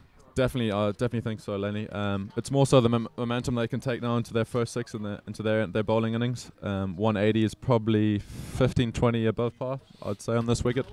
I think that partnership there has definitely put them in a good position moving into the second innings. Before we let you go, Shane, we'll just take a quick look at the bowling figures as well. Craig Young bowled a superb final over. Did end up wicketless, but good economy rate. David Scanlon, that's just all of our thoughts are with him. Let's hope he's all right. Stuart Thompson, 4 overs, 1 for 37. Andrew McBride, 3 overs, none for 35. Graeme Kennedy, the star figures, 2 for 20, perhaps a surprise. And Varun Chopra, surprised he only got 2 overs. Yeah, Varun, definitely with his leggies, I thought he bowled really nicely. Very accurate. Maybe it could have had 1 more instead of that over from McClintock, but hindsight is a wonderful thing. It always is. Well, look, that's something for the Northwest Warriors to consider, but for now they're going to need 183 runs to keep the Hanley Energy Series alive. Otherwise the title will be going to the Leinster Lightning. Shane, thanks so much for joining us. We'll be back with you in about 10 minutes time.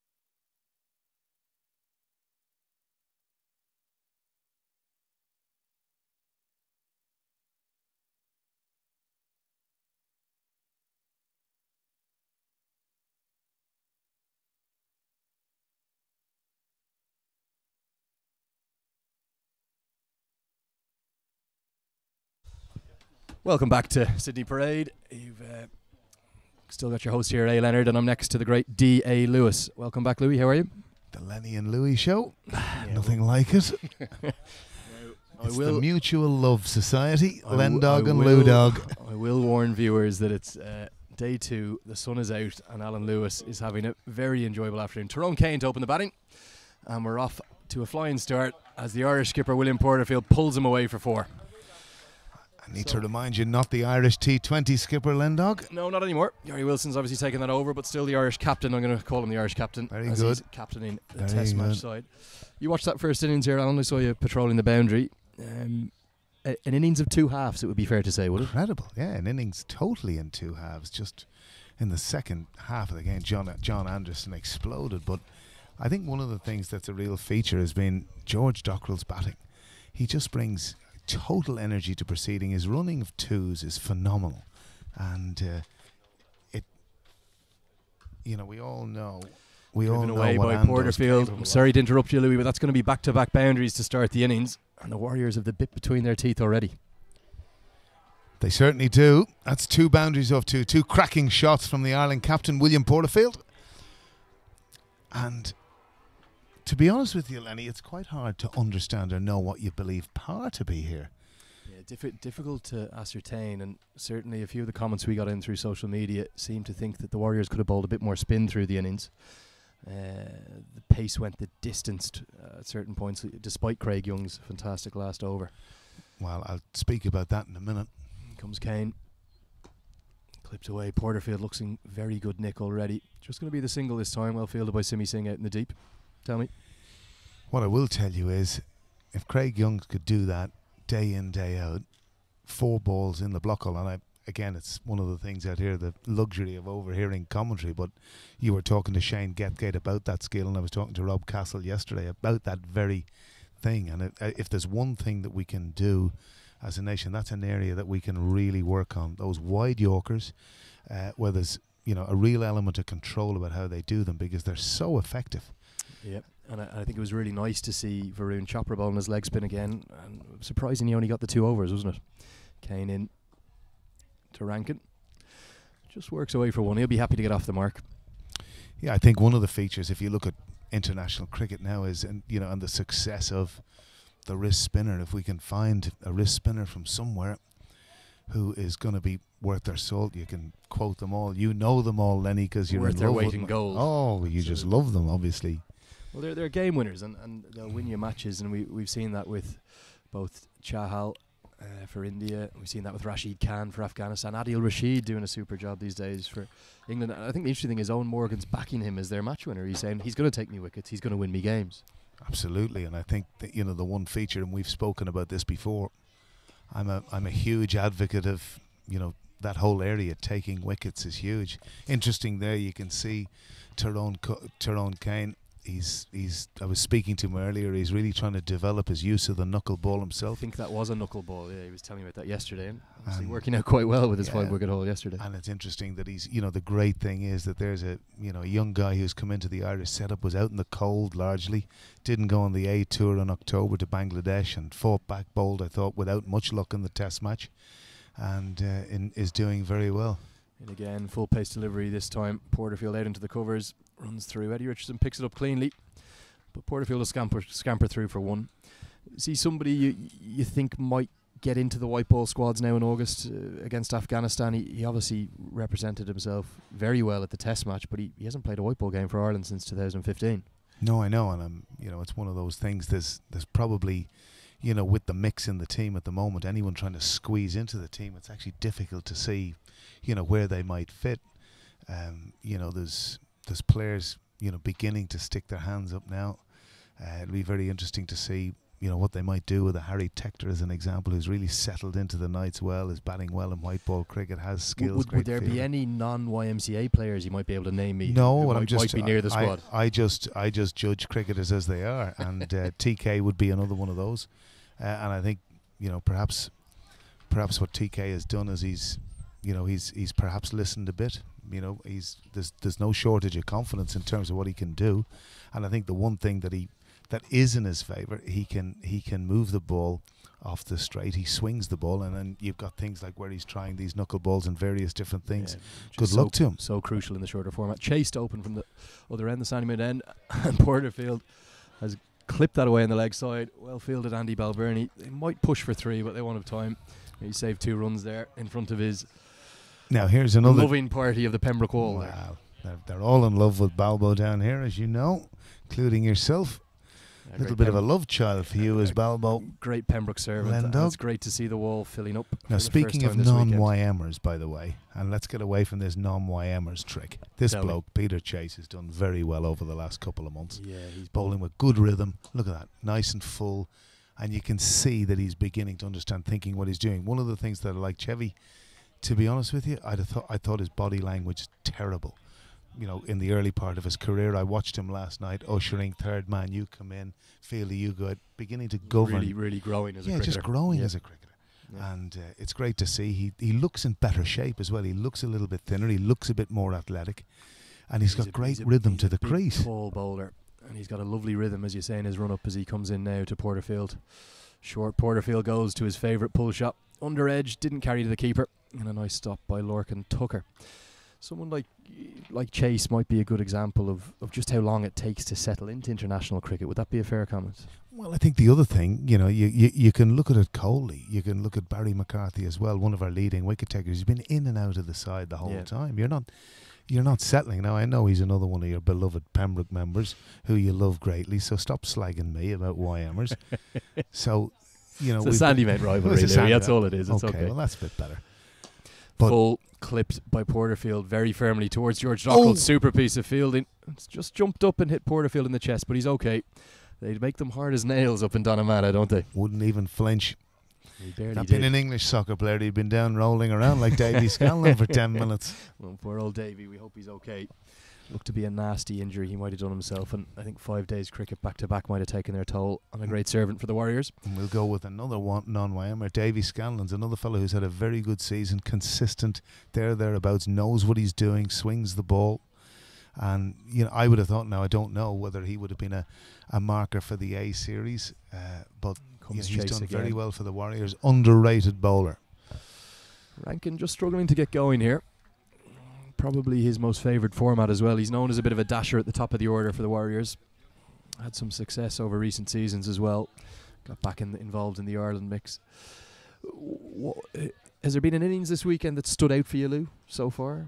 Stephen Doheny, Aaron Gillespie, John Anderson's knock there, perhaps? I thought John Anderson's knock was excellent. Simi Singh yesterday was super. Andy Balbirnie. The partnership was fantastic. But I think just the general level of batting has improved so enormously. I tell you what I really do like, Len. I like the fact that we've got the format. I like the courage that's been shown. Let's host this particular format. I suppose the only thing, and again, you'll always be living and learning, probably, and I don't know what the feeling is, but maybe just a little bit too much of a gap between games to keep the momentum of the matches going. No, I think that's been said by many people. Something like a 1 and a 5 o'clock start might have just helped the whole festival feel of the weekend as well. But even the gap between, when you've got 4 teams, there's no reason why you can't shuffle around in a half an hour to keep the momentum. But look, the big thing is, in any of these things you're learning, you're doing that. The whole setup of the ground, the whole way the thing has worked, the fact that we're live streaming, all of this sort of stuff is so new, it's so fresh. Cairn Holmes have to be thanked enormously for their contribution, what they're bringing to Leinster cricket, you know, at the forefront of the new building empire, of course, around the city of Dublin, and again in areas where a lot of cricket is going to be played in the future. So obviously that's something that might be at the forefront of their mind. We've got a change of bowling. Third bowler in 3 overs, Eddie Richardson, North County's Eddie Richardson, comes into Porterfield. Just clipped into the leg side for 1. This is something I spoke to Shane Getgate about a second ago. What is behind this logic of constantly shuffling the bowlers? And he spoke about how he felt that it didn't allow the batsman to settle. And what do you think of that? Mate, I can see you shaking your head. You don't agree. I think it's complete and utter rubbish. And I think if you look at the Irish game on the Wednesday in particular, Boyd Rankin's first over goes for 1 and the skipper says, thanks, mate. You know, you've never felt better. You've gone for 1 run. And I'm another advocate. Those 6 overs are the most important overs in a T20. The power play is crucial. And It is full, swung away. It's just top edge. It's looped over third man who's up in the circle. And with the fast outfield here, Pembroke that's sprinted away for 4. Rankin does not look convincing yet, but he's away with a boundary. I think in fairness though, Len, when you've got third man up in the ring, you can swing your arms and half an outside edge and you're away. I wouldn't be too fussed about that. Obviously as a batter you like to get it in the middle of the bat. It's become a wicket taking position for bowlers, isn't it? Deep third man. You know, it skews away off the outside edge. But Edzer won't worry about that. I'd say the bag of tricks that he has up his sleeves here, we should see, I'd say we might see a slower bowler too coming out. Well, going back to your other point, I thought the irony of the 1-over swing arounds with Thompson and Kevy bowling in the power play at military medium. This is against India. Against India. Lewis is referring to here. And I'm going to do it after this delivery. Heads are in. Just block back for a dot ball. Is that when India bowled at us with the 2 best exponents of one-day bowling in the world, happened, funnily enough, to bowl 2 overs each in the power play. So if Bumrah and Kumar are bowling 4 overs in the power play, you know what they think about power plays. And I think the heartening thing from an Irish point of view is they played their best team. And I think it's driven down the ground, straight to mid-on though. He sends Porterfield back. But I think that it was one of the noticeable things, not just the difference in, obviously India are one of the best 2020 sides in the world, but they really knew what their plans were going into the game. They knew who their 5 bowlers were going to be. And they knew what their batting order, their best batsmen in the best positions. And I think we're still finding our way a little bit in 2020 cricket, aren't we? We're trying to, and Andy Balbirnie referred to it earlier on commentary, is trying to find the combinations. Super stop by Gareth Delaney, save 4 there at short third man. Very interesting that. Now that's a great piece of fielding by Gareth Delaney. That's an area that he has improved enormously, and cumbersome fielder, but I've just really noticed over the course of these games, he's had those types of stops. They're invaluable to a bowler. Yeah, and you've got to be good at all 3 formats these days in the T20 version. Well, again, that's the other thing. In terms of his stats, he gets runs at the top of the order. Add another 3 to him. That's what he's saved. He's just saved 3 there. Super piece of fielding. Change in the field. Eddie Richardson's decided that to Porterfield, who loves that pull shot so much, that he's going to have a deep cow out as well as a deep square. In comes Richardson, slower ball outside the off stump. And no matter who you are, even if it's the Ireland captain who's played 12, 15 years of professional cricket, that Eddie Richardson slower ball can still get you. Well, I'm a great fan, always have been, of Eddie Richardson. Was perhaps one of my more difficult times when I was involved in the selection process, because Eddie dominated all formats of the game here. He had done terribly well, but just wasn't in favour at a time when he was probably a little bit fitter. He's had his personal issues, and obviously everyone's wished him well, and it's great to have him back playing.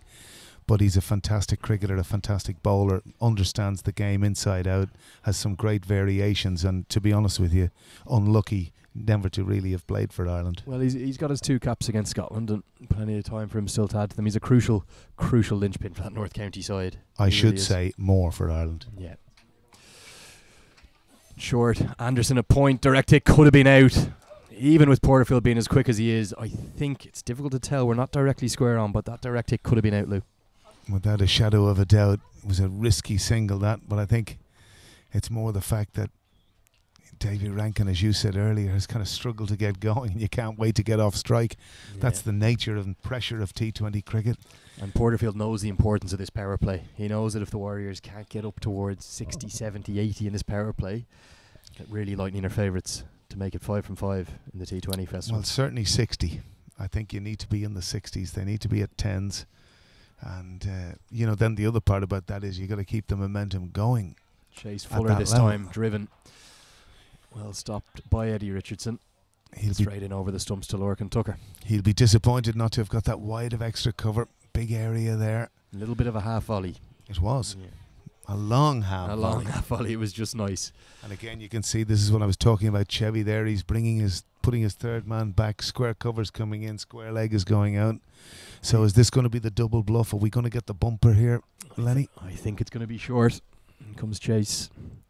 Slower ball. It was the double bluff. Flicked away. Super stop. At short fine leg there. Looks like that's Fionn Hand. And Fionn's had a lovely start to his Leinster Lightning career. He certainly has, and he's done well there. That's another good save. And I think already, the hallmark of the 2 innings is already we're seeing Leinster's fielding is certainly looking far superior to the Warriors at this point. Yeah, a few catches put down, and 2 missed stumping chances from David Rankin in the first innings, which were incredibly costly and led to Anderson and Dockrell being able to build that partnership. In comes Chase. Fuller this time. Hit down the ground. That's going to go all the way for 4. It looked for a moment like it might go to Gareth Delaney at mid-on, but it was straighter of him, and that's flown away across the outfield. Great shot that by Davy Rankin, and the secret to that was a very good base. He got himself in a great position and just struck through the ball beautifully. Just looked for a moment like Delaney might be able to hair across from mid-on, but it was always too straight for him. Pressure back on the bowler now. Warriors 26 for none after 3.4. Shorter this time. He's missed out there. Just crashed into the thigh pad. Porterfield scarpers through for 1. What do you make of the return of some of the county players coming back into Interpros? Do you think that's really helped the standard and the profile and is hugely beneficial towards the domestic game? What it is for me, Lenny, is a start. And look, we've got to wake up to the fact that we're a test nation now, and we've got to stand on our own 2 feet. And I know we can all look at it and kind of go, well, yep, we know we don't have the facilities. Yep, we don't have the facilities that these guys would have shared in the UK. Yep. But the part of the next generation, and the part of perhaps short pulled away by Porterfield. He's absolutely smashed that. That's rocketed into the wall. William Porterfield's best shot. It's his pull shot. Smashed. Great shot that by William Porterfield. And again, I'm sure William will be in the stage now of his own career where, you know, knowing the man that he is, he'll realise what he's got to try and do here.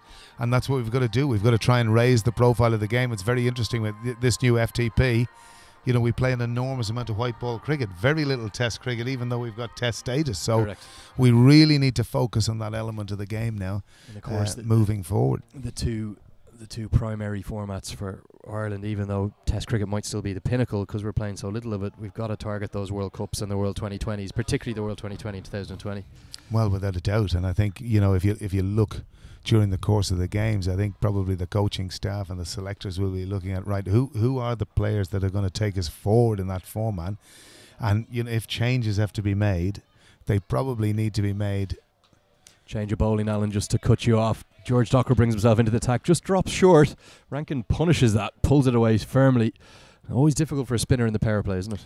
It is, and I think they're the other secret. Sometimes, you know, when I watch George, just that little bit isn't in sync at the top of his action. He tends to labour it down, and generally it goes short, and it was pulled away easily and impressively by Rankin there. 2 fielders outside the roper at long on and deep square, and Rankin does find long on. Throw comes in, just the single.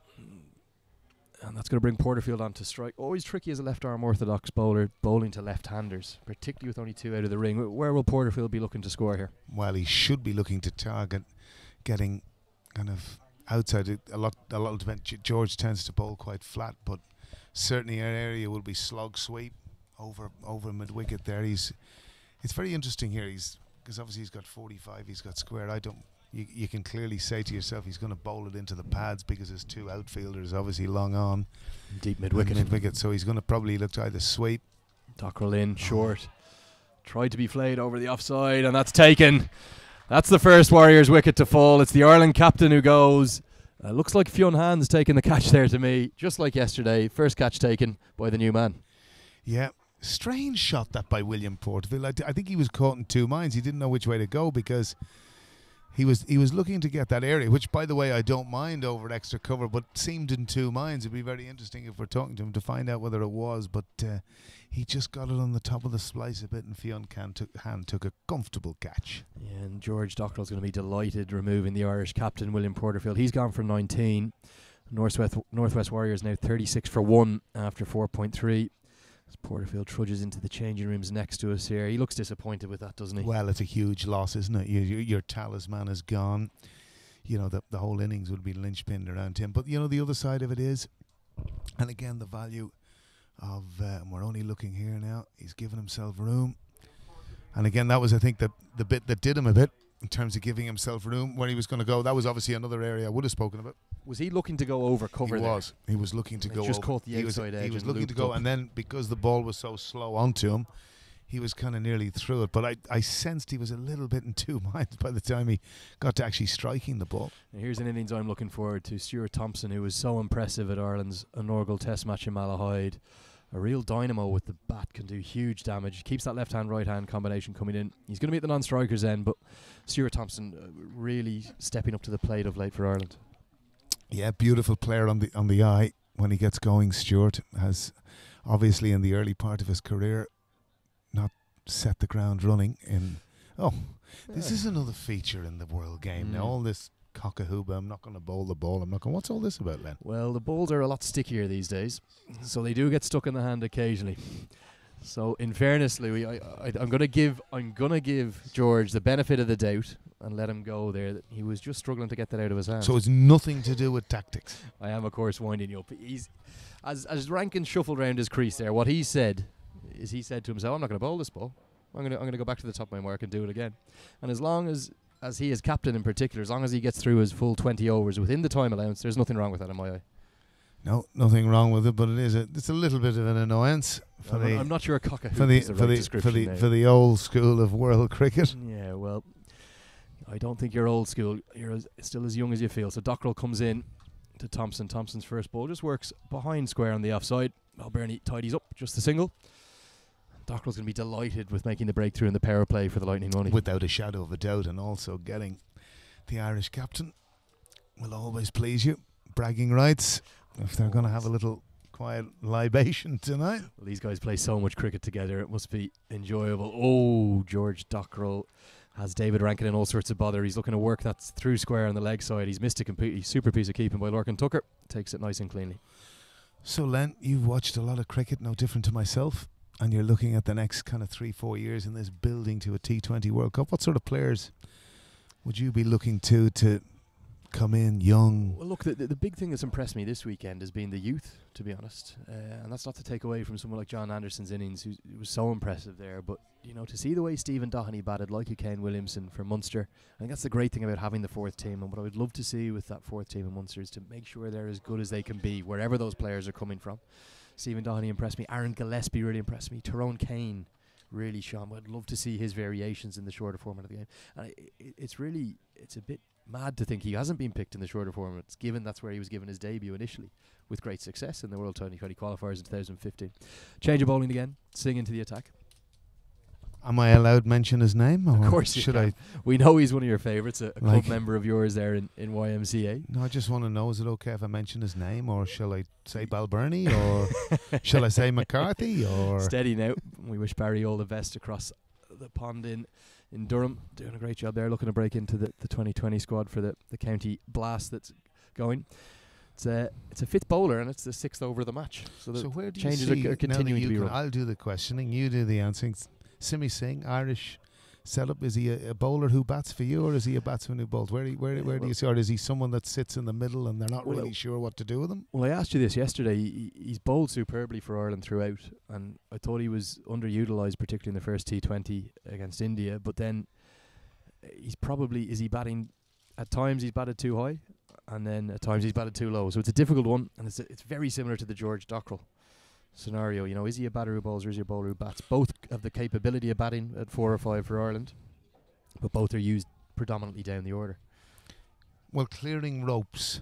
So you and I have talked about T20 cricket for quite some time. Thompson tries to do that, he hits it straight down the ground, and it's just going to go for 6. George Dockrell, the Lightning captain, came across from long off. He attempted to pull that in, but it's definitely gone for 6. Our umpire's just checking that was 6, and everyone's signalling to him, and he's rightly signalled the maximum. Probably a bit lucky to get away with it. It was a bit of a mishit, and again, if it's the one area in this ground you're going to hit, it's down there. It's the shortest end of the ground. And with a carrying breeze, he only got half a bat on that. Singh in again to Thompson. A little bit more round arm. Looks for the slog sweep. Under-edged. There's definitely no run there. And the Lightning will be delighted to get out of the power play with the score at just 44 for 1. Yeah, it's very interesting. And I think, you know, if we look at players, going back to the point earlier, Lenny, of where T20 games are won and lost, for me, it's how many boundaries you hit, often how many sixes you hit. So, you know, looking at that and moving forward, the types of players that can do that, or that are going to do that, and, you know, are going to be with us. Just bring up the batting card here, Alan, and you can see Rankin and Thompson in together. Some good strikers of the ball to come. Andrew McBride, a fine batsman. And we're going to see the likes of Aaron Gillespie, who was so impressive yesterday, and William McClintock, who can certainly clear the ropes as well. Dockerell's going to continue on the far end, so it's going to be spin to win here for the Lightning, isn't it? Without a doubt. So, again, as is customary, there'll be probably a good bit of chopping and changing, but Dockerell continues. Well, the fielding restrictions are over. There's now 5 men out of the circle. It's a lovely length. Rankin looks to cut and it beats him. 4 men in the circle are a cover, point, third man and fine leg. Short fine leg, that is. And then the men out of the circle, deep backward square, cow corner, long on, long off and deep cover. As that's just worked away for one. As a captain, a man who's captained Ireland and captained at all sorts of levels of cricket, is 2020 a format you'd like to have played more as to see show off your captaincy skills, or is it not one you like? I'm not sure. I think it's so hard. Like, I think, you know, the ball is just, I'm not going to, like, pot luck is a little bit of a loose term, but like when you look at the IPL played on grounds that are 55 metres in diameter, like, you need fellas in the second tier of the stand. You're seeing decent balls going for 6, and sometimes I think what you've got to have is, like, literally with your bowlers, you've got to have what you believe is a plan. Yep. That you've got to try as best you can execute, and, you know, you've got to live with it. I think the other side of things is, to be honest with you, when you talk about purchasing players, I think there's more pressure on the batters in actual fact than the bowlers. We were talking about this earlier. You can bowl 4 overs about it yesterday, 39, 40, and no one talks about you. You know, whereas if you got 30 off 28 balls, they'd be saying you need to be dropped for the next game. You know, there's so much more pressure on, and it was, I don't know whether you know, the pitch. I don't know whether you noticed, and there's been a lot of talk about, but when Josh Butler went up to open for the Rajasthan Royals, it was just different gravy. Yeah, and he really exploited those power play conditions. It's almost 2 different versions of the game. 6 overs where there's only 2 fielders allowed outside that circle, and then 14 overs where you can have 5 protecting those boundaries. Dockerell in again, carved away over the offside, a slip but well fielded again. Looks like Fionn Hand down at long off to me, and they do scamper through for 2. But Dockerell's got out of that over without any great damage, just 5 from it. As the Northwest Warriors move on to 49 for 1 after 7 overs. Long way to go here for the Warriors. They're going to need some big overs. And at the moment, we can't just see where it's coming from. And that exploitation of the power play we talked about, Lenny, we'd have certainly been in favour of the Warriors being something in the order of 65 or 70. What do you do as a batsman? Alex Hales had it in the first T20 where they get stuck a bit. David Rankin might be a little bit in that vein right now. Well, what do you do as an opener? You've chewed up 20 or 25 balls. You're only going about a run a ball and you need 10 and over. What do you actually do? Is it a mental switch you've got to change, or how do you change your mindset? I think it's one of those things, Lenny, as a batter, that you're feeling it. For sure you're feeling it because you know it. And I think what you've got to do is you've got to probably look to yourself and say, right, this over, I've got to go, or it's someone else's turn, because you just don't have time. You're going to let your team down in T20 cricket if you're hanging around. So I think what you've got to do is kind of trust your instincts, ask yourself the question where your boundaries are going to come from, because at the moment you've got to clear the ropes. So, you know, Davy Rankin, there's no question he has the ability to biff it. He's got the strength, the power. That's his game.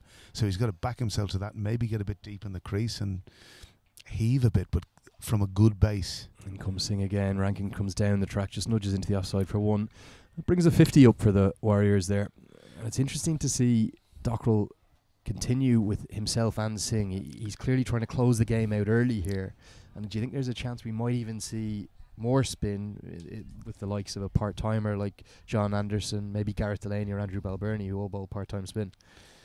Yeah, I would have been into it. It's quite interesting that we're talking about spin at and again, a young bowler who's done well this season, Tom Staunton. I thought he might have got a run maybe in this game, but he hasn't. But I think if you notice there's one thing I was going to talk about, Simi Singh's bowling, and if you notice the viewers, he has this delay now, and that first delivery that he bowled to Davy Rankin, could have seen him coming and just pulled it back. I'll just correct you there, Louis, as well. We do actually have Tom Stanton in the playing 11, so we should see some more spin as well. Not at all, yeah. I don't know how I missed that. And that's my fault for not telling you. That's going to come right down towards us. We could be in deep trouble here. And that's gone on the roof. It's gone straight over our position. Louis had the hands over the head. He was cowering. Well, we were actually in safe hands. We had Huntley Tractor behind us, who said he always had the best hands in Leinster cricket. Straight in the gullet, but he ran for the hills. He wasn't to be seen. He's in the Pembroke bar at this stage as Heatley Tector with a catch coming his way. And we have a massive six from Stuart Thompson as Singh comes in again. That literally went right over. Wonderful strike down the ground. Very powerfully struck. Straight to Dockrell on the one bounce. We have an umbrella over us, and I don't think if that came in, we could have done anything about it. No, but I don't really want the public to know that. I was more interested that Huntley Tractor was going to take the catch. Alan is, of course, referring to Heatley Tector, who is helping lead the HBV production here, and we're very thankful to Cairn Holmes for making this production happen throughout the T20 Festival weekend here at Pembroke Cricket Club. Down the track again, Rankin. Just played back to Singh. Singh, bit of aggression, throws it back. I don't think he was happy being hit for that six, was he? It was a bit of mild aggression there. It was... I'd say my daughter could have thrown that one a bit harder. And a wonderful win for the Irish women and your daughter, Gabby Lewis, today. Indeed. A victory by 7 wickets, I believe. Over Delighted, Thailand. yes, for that win over The Thailand. perfect start. I was a little bit worried about that one in the sense that they'd beaten Sri Lanka in the India Cup, which kind of... Asia Cup, sorry. In comes Singh to Rankin. You saw that pause that Alan Lewis was talking about, clipped out into the leg side. They should push for 2, and it's a very comfortable 2 indeed. Thanks for that correction badge. Not at all. Asia Cup. Always look after you, Mr. Lewis, and that's... Well, in fairness, you do. 10 off the over from Singh. He's got none for 16 off 2, and that takes the score up to 59 for 1 after 8 overs now. So you're out there in the middle then. What's your plans for the next 5 overs? Where do you feel? Well, I've never batted in the top 3, so I wouldn't be out in the middle right now. No, but if I'm bowling, I don't want to. I'm not interested in your bowling. I want you to talk to me tactically about what you might be thinking, but something in the order of 10s for the next 5. Exactly. I think they've got to get up. They never want that required run rate to get above 12 and over. More than 2 a ball is too difficult, even with wickets in hand, even on a fine deck like this. And we're going to be delighted to bring on Tom Stanton for the first time this weekend. And we're going to see the man with his left arm spin bowl from Merrion, who's bowled so successfully in the Leinster League this season, the Leinster Premier League. Driven square by Thompson, out to Balbirnie for 1. And have you seen much of Tom? I have. He bowled absolutely beautifully in our league match this year, 5 for 17 off his 10 overs. Although I was at Claremont Road. I would have been a wee bit critical of our boys in the sense of spinner going for 17 was odd, but he bowled very, very well. And again, I think the other thing about it, Len, is as he bowls again nicely, he varies his pace nicely, but he's changed because obviously he was a little dibbly-dobbly seamer and realised, look, if he wants to go anywhere onwards and upwards in the game, he had to change, and he's done this very successfully. Yeah, he used to bowl left-arm mediums a little bit like Graeme Kennedy, and he's kind of converted himself into a successful left-arm spinner and really deserved his call up to the Leinster Lightning squad. Clipped into the leg side by Thompson, just the one out there. Wonderful fielding from Simi Singh. And it's interesting, I suppose, as a left-arm spinner, you have such a natural advantage to the right-handers with the ball going away from the bat, don't you? Yeah, and I think the other side of things is he gets a little bit of purchase as well, and he has the fundamentals of a decent action. Driven down the ground powerfully by Rankin. And even though he's getting runs, he just doesn't look himself, does he? Just struggling a bit. That's 25 off 22 now, and that's not quite at the strike rate they're going to need. Well, not when you've been there in the power play either. Bowling with his sunglasses on. In comes Stanton outside the off stump. Super piece of keeping from Lorcan Tucker. Very cleanly taken. He whips the bail off, but given not out. Thompson stayed in his crease throughout. Be delighted to get through this over without a boundary now, won't he? Final ball of the over. Clipped away. Just down to 1. Super first over for Tom Stanton. Fantastic first over, and again a nice bit of variety and pace. He can be very pleased with that. And again, the nice piece there at the end of the over, look to protect his over. You know, speared it in, was worked away. Get out of the over. Absolutely, get out of the over. He'll be very pleased with that. 9 overs gone now. Northwest Warriors 64 for 1. We've had such a wonderful weekend here at Pembroke Cricket Club so far. Fantastic action, but I think most crucially, we've had 3 brilliant games of cricket. Can this turn into a 4th classic? Well, it'll be interesting. I think, you know, the one thing in their favour, they've got wickets in hand, but I think a lot will depend on the man on strike now, Stuart Thompson. And I think this is another thing, like we're talking about the international side. I'd like to see Stuart at the top of the order, left hand, right hand. You know, I think him coming in at 8 and 9 is a waste. He can clear ropes. He's an excellent timer of the ball. And I think his value in T20 cricket is going to be, well, he's a very athletic fielder. But I'd like to see him at the top of the order if we could. Change of bowling here from the Sandymount end. It's going to be Tyrone Kane. Pace back on the ball. This could be a crucial over for the Northwest Warriors. Comes Kane. Full. Smash down the ground. But could he have holed out? He has. He's gone straight to George Dockrell at long off. Safe hands from the skipper. And that's the frustration. You know, that's a full bunger. Probably could have hit that anywhere in the park. And he picks out George Dockrell. Stuart Thompson at long off, and that'll be a big, big disappointment to the Warriors. Looked to me like he was searching for the Yorker. He just missed it. But even if you miss your Yorker as a fast bowler, a low full toss can be a wicket-taking delivery. But you've got to look to steer that wide of extra cover. You've got to, you've got to be looking somewhat different. It was a tame dismissal. Disappointing end to a very promising innings for Stuart Thompson. He falls for 20 off 18 balls. And that wicket could have just tilted the balance in favour of the Lightning. And I like this move. Good to see Aaron Gillespie go up the order after a fantastic innings of 80 yesterday off just 55 balls. Absolutely. Like came in with his side and the absolute, well, I can't say it on audio, but everyone knows what I mean. They were in huge trouble. With huge trouble. Guts of 20 for 4 came in and batted beautifully. Really put a lovely innings together, and he should be full of confidence here. But in terms of the Lightning, or I should say the Warriors, 64 off 9 is a little bit behind the 8 ball really at this point. And that required run rate is just creeping up. You can see on our graphics at the bottom of the screen there, 10.98 required run rate as Kane comes in to the new man. No run there. Good work from Eddie Richardson at short mid-wicket. Interesting, the batsman didn't cross either, so Davy Rankin didn't fancy getting back on strike, did he? Well, it was hit flat and it's that short boundary, but I think the other part it was Stuart Thompson had his head down in disappointment. He was disgusted.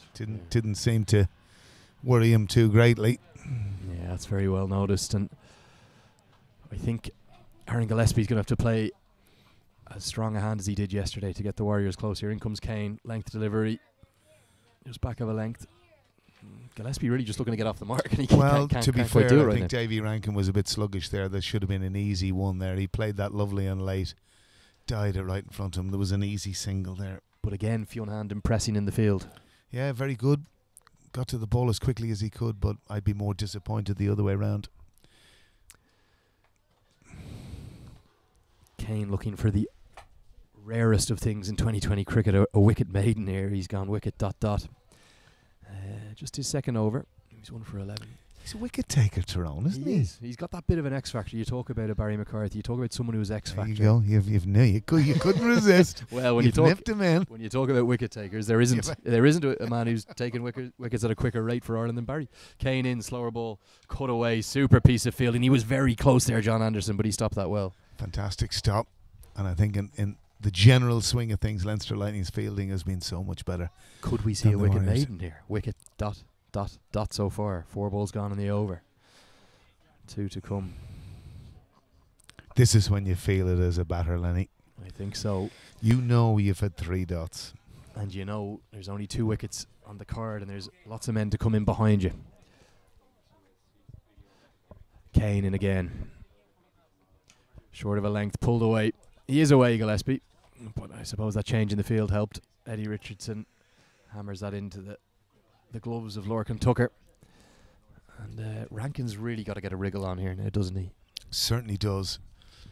And has to decide very quickly to get a wriggle on. Is it stick or twist time? It's got to be time. Well, he's so powerful. He is so powerful. Just such a clean striker of the ball. Back yourself. Of course, the brother of Irish international and now dual test capped Boyd Rankin. I wonder how Boyd felt. You know, he's bowling over for 1 on Wednesday against India and said, "Thanks, mate. You've done well. You're not getting another go." You're not going to let that bone go, I'm afraid, Louis, are you? In comes Kane again. And Rankin's tried to use that power, smashed out towards Cow Corner. And that has gone all the way. That's a very powerful strike. 6 right out to the passing dart all the way. Fantastic shot that from Davy Rankin, and it's exactly what the Warriors required and needed, and what he needed, and it's an example of his power. And a fantastic shot from him. And the Warriors 65 now after 10, and I think, unfortunately, I mean, much as I love you, we're going to be leaving our viewers. It's the end of us, but the perfect way to finish with a fantastic 6. Thank you for joining us, and we're going to pass over to Peter Boyd, who's going to be with Greg Mullins. Well, after the Lenny and Lou show, it's now Peter Boyd and Greg Mullins there, taking you through to the close of play this evening. Tough act to follow, as always, but great cricket on in front of us here at the moment, so plenty of entertainment to keep us entertained and take you through to as the chase continues on.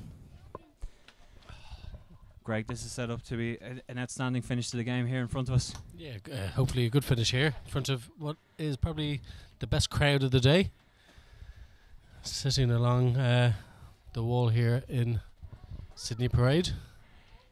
It's certainly built up throughout the day, throughout the weekend. The crowds have gotten bigger, and this Super Saturday is certainly living up to its bill with 2 fantastic games.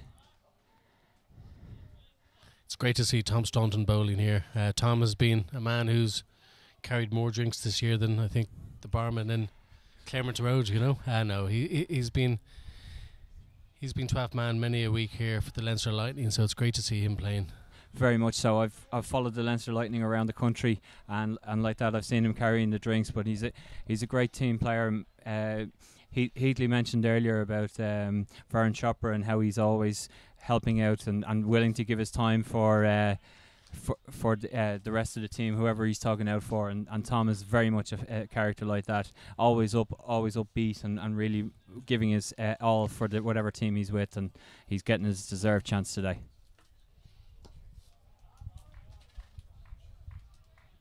A wonderful shot there, using his feet coming down the wicket, smacking it through the gap there at extra cover. Wonderful shot for 4 there by Aaron Gillespie.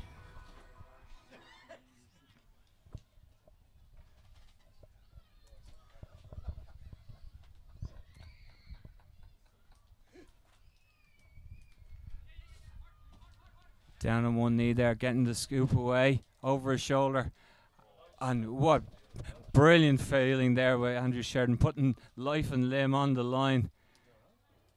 And he's back up on his feet. He really, really gave it everything there to chase that down. We've said all weekend that not much has been chased down because of the hard outfield, but he really, really put everything in there to save a couple of runs.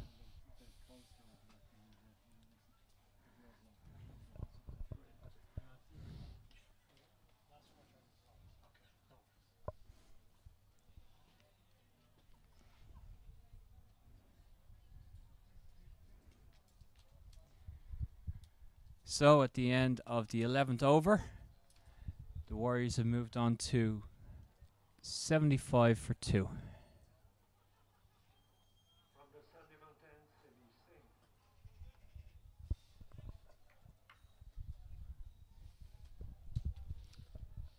Correction, 79 for 2 after 11 overs. Yeah, I think as the weekend goes on, we'll see more and more spin bowling being used.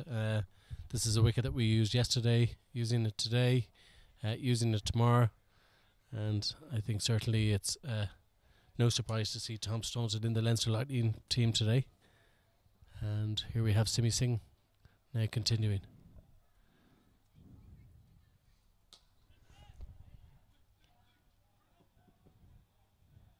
Little fumble in the field there, and the Warriors get back for a second run.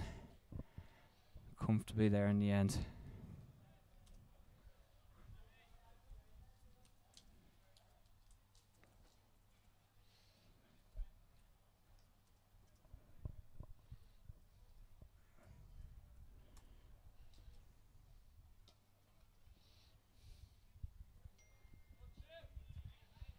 Excellent bit of fielding there on the deep square leg boundary as Rankin sort of swats it out to the deep square leg.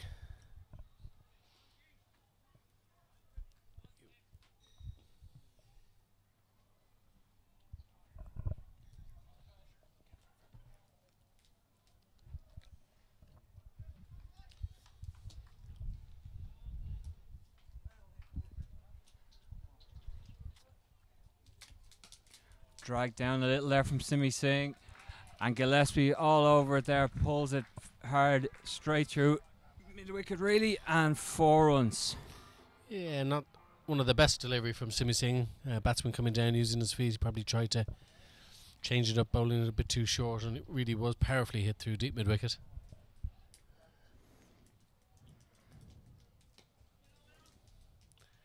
As he changes and comes back over the wicket, trying to change the angle, gives a bit of width and nicely stopped there at backward point.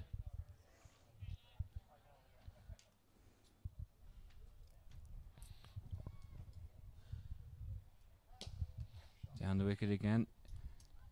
Peter Chase really had a choice to make there. Come in and try and take the catch, diving forward or moving forward, or just wait on the ball and take it comfortably on one bounce. Yeah, I think he made the right choice there. I think it would have been a very tough chance. 100%. I think it would have been. It was risked giving away a boundary exactly. four there. If he tried to come in and take that catch, would have been a really difficult chance. Another hard hit shot there. This time from Rankin. Well, picked out the fielder there, George Dockrell on the long on boundary. Just a single to finish the over. So it's 88 for 2 now through 12 overs.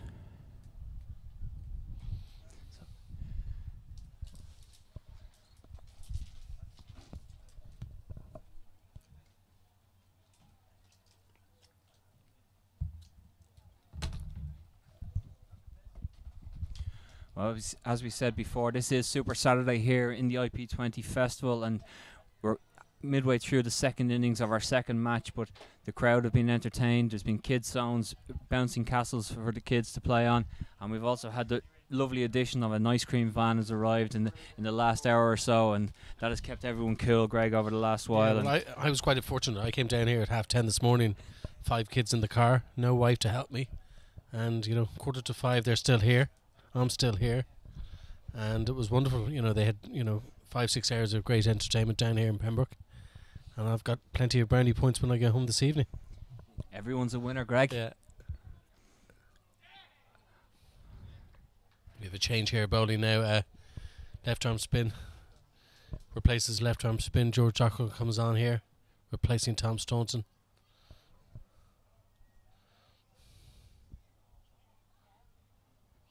There we have it. And the change makes the breakthrough. George Dockrell again showing his value, not only with the bat earlier on, but now with the ball in hand. And he picks up his second wicket. I think what he did lovely there, he changed the pace a bit, took a bit off, beat him in the air. Nicely flighted delivery. And Lorcan Tucker did the rest, and Rankin, disappointingly, he looked pretty good in the last over.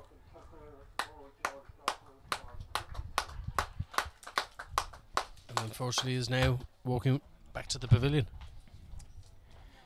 3 4s and 1 6 there in the innings from Davy Rankin, but he's forced to depart. And it's the skipper, Andy McBride, who comes to the wicket. And much like Dockrell, who played a very much a captain's innings with the bat earlier on, in support of John Anderson, as they put on that brilliant partnership that took the Lightning up to 182. Andy McBride now will have to steer his side if they're going to have a chance of winning this game. He's going to have to steer them really up towards that target, if not all the way. Yeah, it'll take a really special innings here from the captain.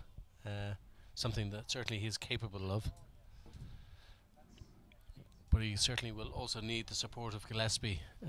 He won't be able to do this on his own. Just 90 odd runs needed. Cut away, picked up really well by Chase. Just a single there. Well, he has the perfect foil really in Gillespie after his fine performance yesterday, hitting 80. So these two could certainly go all the way.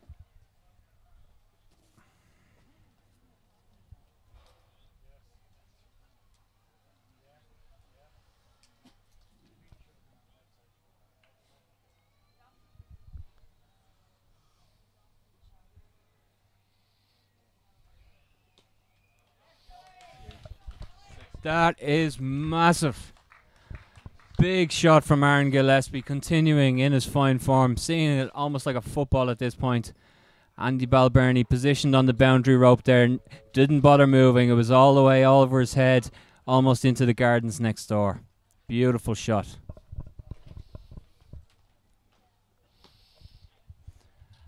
And once again, we're seeing that no need to go looking for a second big shot in a row. Just plays it away comfortably, comes back for a second run.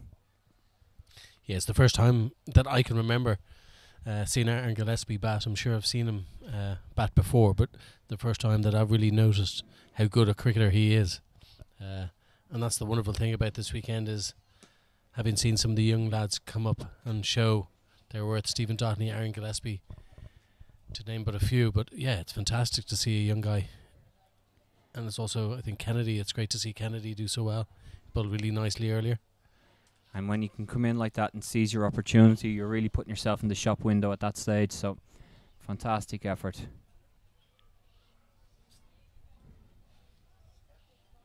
Yeah, he seems to be not afraid to sort of impose himself on a game. He's not sort of playing down the line, sort of, accumulating. He's actually taking it on.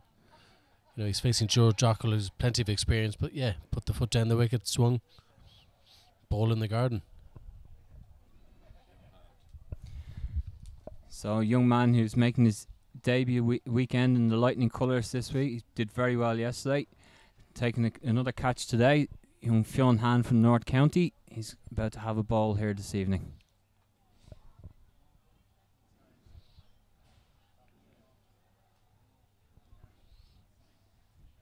And again, this is the beauty of having these weekends where you have games grouped together. Might not have had the opportunity when the games are spaced out with going to school and over in England. But the fact that they're all grouped together, he gets an opportunity to come in for the full weekend and play 3 games in a row.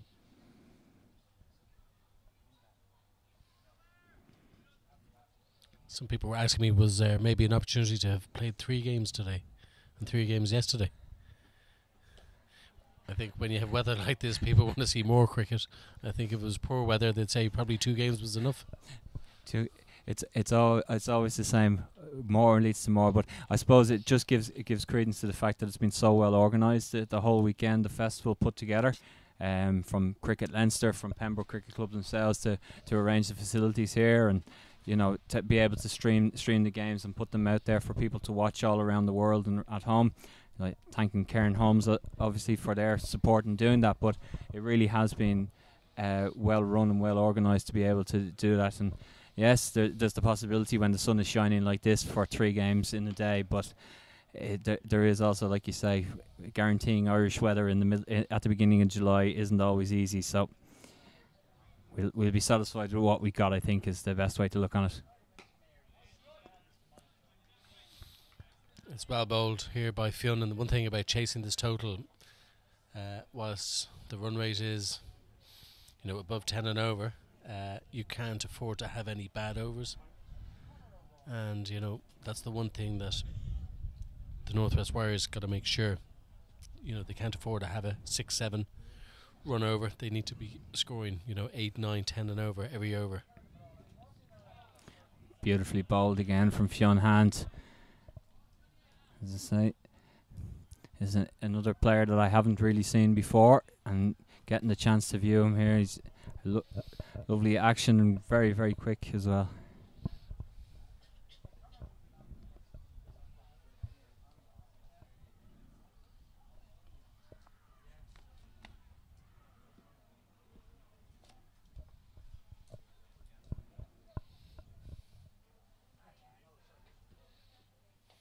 That'll be a wide though this time. Just straying on the line there, going down the leg side.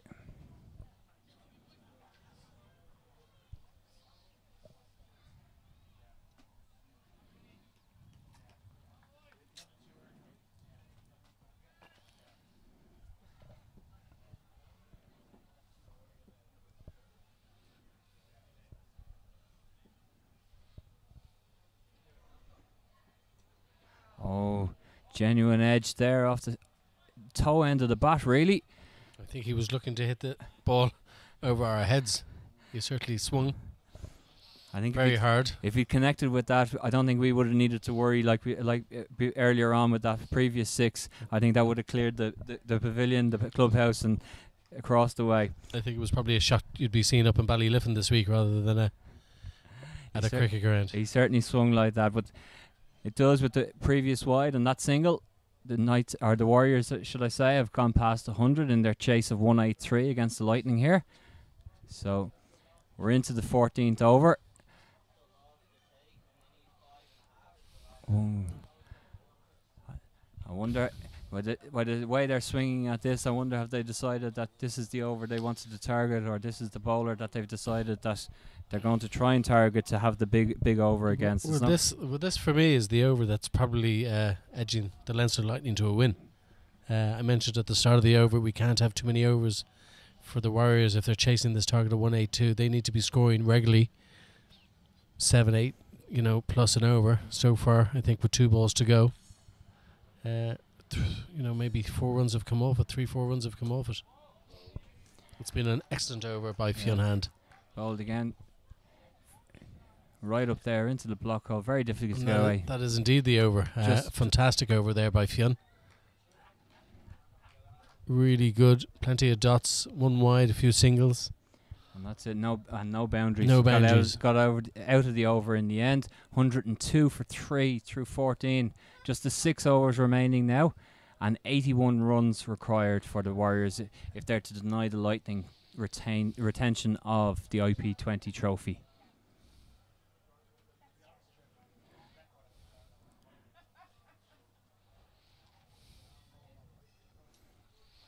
And there's been no doubt that the Leinster Lightning have probably been the dominant side ever since the reintroduction of the interprovincial championships and trophies in the last few years. But definitely this year, it was mentioned earlier about the intensity and the degree of competition in all formats. But as we suspect, the Leinster Lightning run out victors in this. I think they will be deserved winners. Absolutely. I think the Northwest Warriors will probably rue their last fixture against Leinster Lightning up north, where they really should have defeated the Leinster Lightning team, and the complexion of this weekend might have been somewhat different had they done so. Very much so. That defence of 99 by the Lightning up there really turned the table on its head. Even down to the last over, they had it in single figures what they needed to chase, and Peter Chase, who has been working very much on his depth bowling with new bowling coach Rob Castle, delivered two balls not dissimilar to what Eddie Richardson has just produced there. That was squeezed away down to third man for a single, but Peter Chase produced 2, as he described them himself, almost perfect Yorkers, and that really set up the victory. But the Warriors had plenty of time and plenty of opportunities to seal victory in that game. And another change of bowling yet. We've Eddie Richardson, who's come on from the SMC print end, I believe it's called, for the 15th over, his second over of the day. Eddie Richardson is an interesting character in the Leinster side. He's bowled for, been a stalwart of their bowling attack for many years, and struggled to gain international recognition. But looking at his figures ahead of this weekend, his economy over all his matches in the 20 over competition is 6.13. Yeah, I mean, a big heave across the line, edge and up and just out of the reach of Peter Chase, and comes down to the boundary just in front of us here in our commentary position. Another 4 this time. It is for Andy McBride. Yeah, I'd be a huge fan of Eddie Richardson. I'm happy enough to say that. Always have been. And yeah, the stats don't lie. His stats over the years has been fantastic. He may not have the pace that a David Delaney may have, but he certainly got control. For me, he's a man who can bowl Yorkers on demand when he's going well, and it's something that at international level. It's another edge. Peter Chase getting underneath it, and safe hands. It's taken. Almost an identical shot. This time went up a bit higher. Peter Chase had dropped off from being inside in the circle down to the boundary, and then he was able to settle underneath it and just take the wicket of Andy McBride. The Northwest Warriors 4 down, 107 for 4 now inside the 15th over. not to take anything away from Eddie Richardson, but it was probably Fionhan's over before that's led to that dismissal. Andy McBrien probably realised he couldn't have a similar over to the previous over and needed to keep hitting or try to start hitting boundaries, and as a result has hit one down third man's throat. And that's it with T20. One over can really change things, and like you said, they couldn't afford to have a slow over at any stage. One slow over, and now it led to that, and the captain is back in the hutch. So it's William McClintock, Andy McBrien's teammate up in Donnamana, who's new to the crease, and it'll be up to himself and Aaron Gillespie now to try and force this chase along for the Warriors.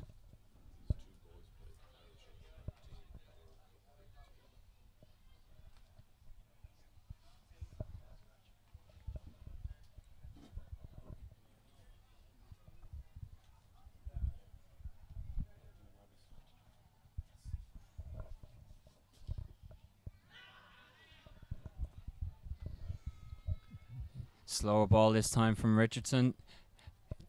I don't know whether the appeal was totally for an LBW or to make sure that it wasn't given as a wide down the leg side possibly, but it was to stop the run. Yeah, it was there was something going on there, but just been fed some information about the two batsmen at the crease now for the Warriors. They did have batted together, played together for the Ireland under-19, so they go back a long way in their cricketing lives together, and won't be anything new to be batting together, but they are in a bit of a position now where they need to strike out. Just over 5 overs remaining and 74 runs required. I can't help but think, but watching here, the success of the Leinster Lightning team in their defending this total is really to do with the great knock that we saw earlier between Anderson and Dockrell. 100%. That's a lovely shot there. Cut backward a point there by McClintock. Gets himself off the mark with a lovely boundary. Finishes off Eddie Richardson's over and takes the Warriors up to 113 for 4 through 15.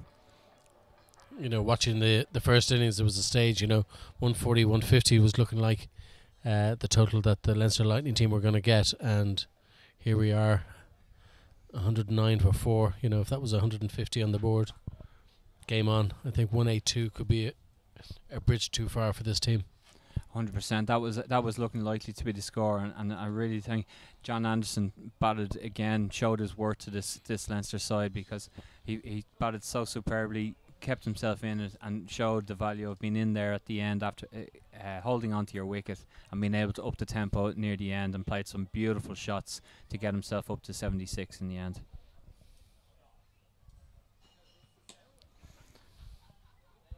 Again, Gillespie trying to force the pace, coming down the wicket, skews away down towards third man, and another couple of runs to the Warriors total. Yeah, what was wonderful about John's innings was he used the straight hits so effectively. I mean, not only did he use the straight hits well playing straight, but he used the scoop shot. It was a wonderful 6 ramp shot. I think the first ramp shot 6 I've seen here in Pembroke this weekend. But yeah, he's a clever cricketer. And speaking there of ramp shot 6s, make that 2. Make that 2. That's a beautiful shot. Well played. Aaron Gillespie getting low and flicking that beautifully right over the keeper's head for 6 more. Was that dropped by the president of Cricket Leinster down there? I'm not sure. It went in his direction anyway. I think so. I think so. Poor bit of feeling by the skipper's dad.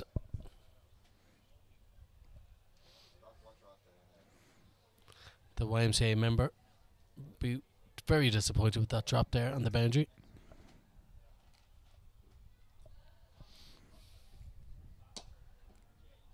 All right. He has paid his subs, has he? There's an inquiry whether he has actually paid his subs this year in YMCA. I'm sure he has.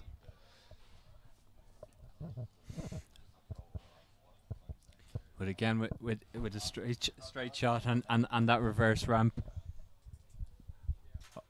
over the keeper's head. Greg, you talked about it yesterday or earlier today when we were on commentary together about wanting to see more and more Irish players playing straight and playing those kind of shots if they're going to step up to international level and play against those faster bowlers or in that kind of style rather than playing square the wicket. Well, listen, you got to use the short boundaries. The short boundaries here are straight. You have a 60, 70, maybe 80 yard boundary out to the railway tracks. Percentages.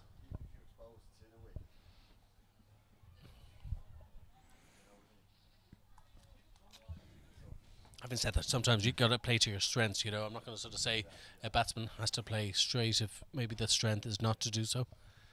But you also got to use the percentages. You know, you got to take that into consideration when you're batting.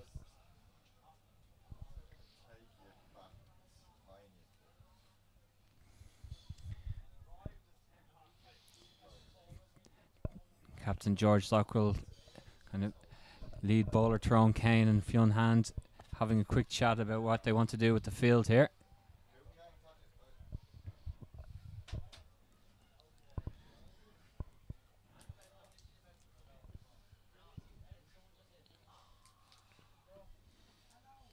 And lovely delivery. Yeah, good finish. Yeah. Lovely finish to the over. And gets himself out of the over despite that 6 from Gillespie with the ramp shot. It's 123 for 4 through 16 overs. Just those 4 overs remaining. And it is 60 runs required.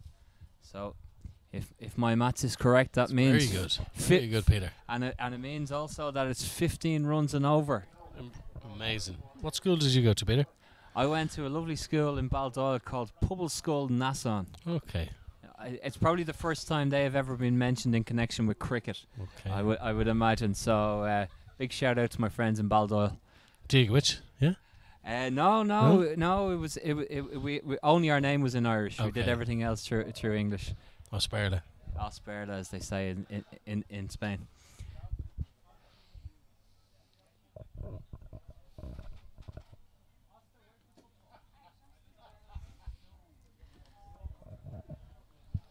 And here we have Eddie coming on for his third over. So far 2 overs, 1 for 16. He'll be happy enough with that.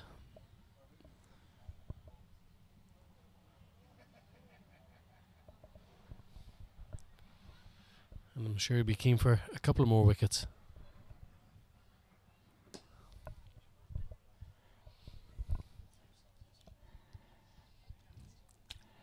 Again, just to re-emphasise the point that you made, you know, about that partnership between George Dockrell and John Anderson, because those extra 30 runs that they put on, it really has made all the difference. It just looks to have taken this game. At the moment, looking like it's taking the game beyond the Warriors, but it remains to be seen. Can Eddie Richardson get every cricket team at the moment plays football to warm up, and I'd say that was more Sweden rather than England. That looked it there, definitely. Yeah. He's going to have to work on that right foot. There's a lot of frustrated footballers playing cricket, and they do it all to warm up, but definitely missed the target there on that occasion for the run out.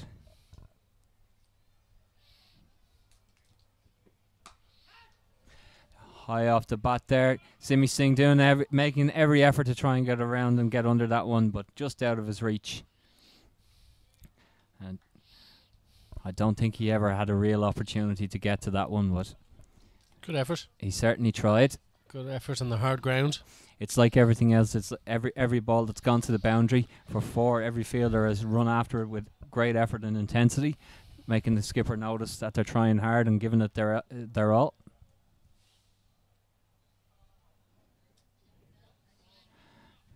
Great delivery there. I think you might have seen Gillespie moving a little bit.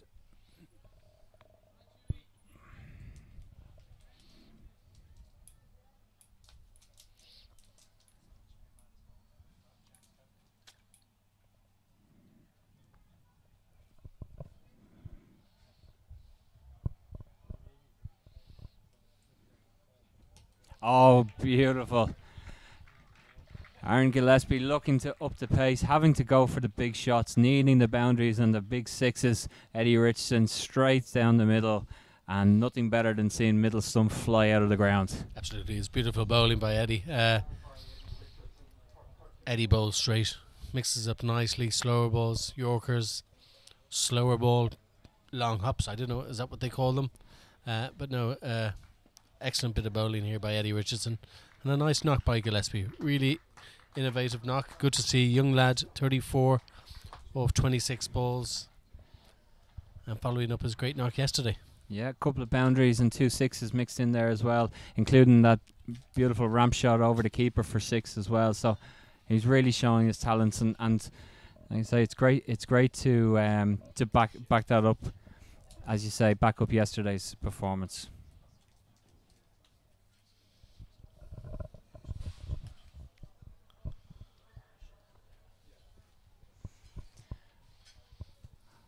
So with the fall of Aaron Gillespie, it's Rishi Chopra in at number 7 for the Warriors. He took that fantastic catch earlier on. He'll be looking for something similar with the bat now if he's to take his side to victory. Oh, miscommunication here. It's going to be a run out.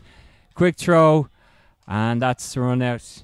A wonderful bit of fielding there by Andy Balbirnie, coming in, picking it up nice and cleanly.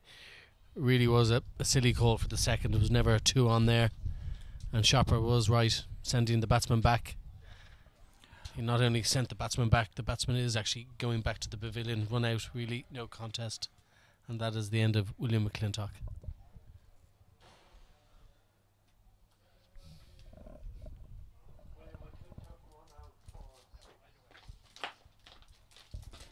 Seems to be a bit more.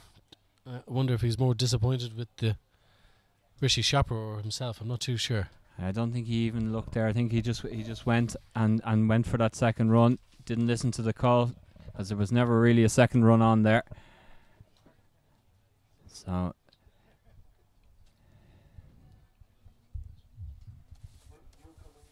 that leaves the Warriors 127 for 6 as Craig Young comes into the middle.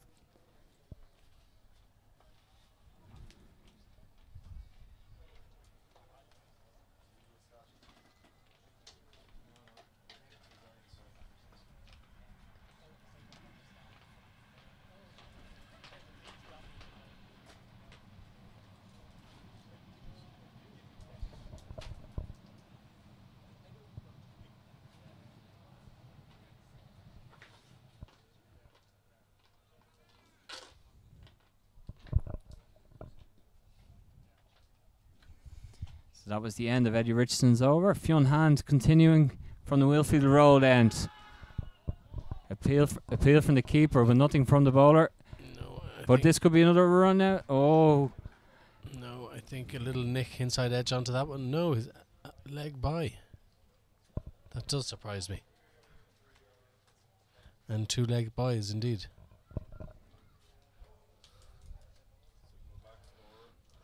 I think the scorer probably wasn't expecting it to be a leg by. However, 2 runs it is.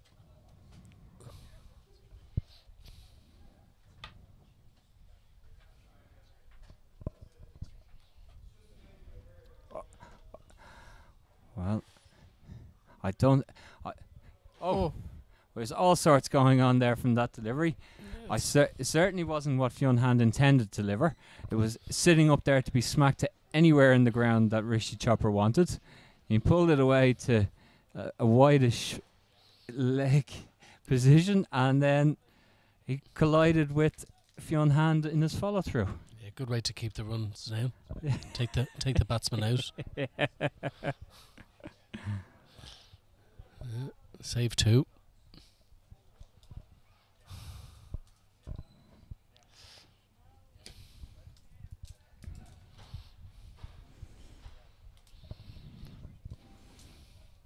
I have to say, I think I am of an age not to have faced the slower ball bouncer. I think it seems to be a new phenomenon.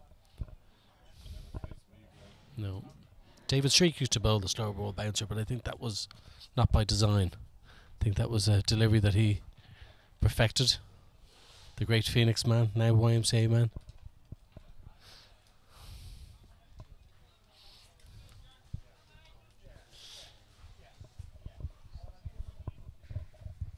So, with Fionn hand bowling, we're inside 3 overs to go. And those two wickets and 2 balls have really put an end to the Warriors' chase. I think it's a forlorn hope at this point in time.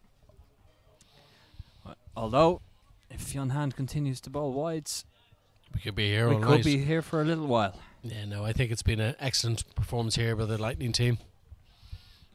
Not a bad performance for the Northwest Warriors either. Special innings took it away from them. But that sometimes happens with this Leinster Lightning team. They sort of sometimes get on the back foot. The opposition think they're through and somebody comes out. George has done it a few times this year to play a special innings.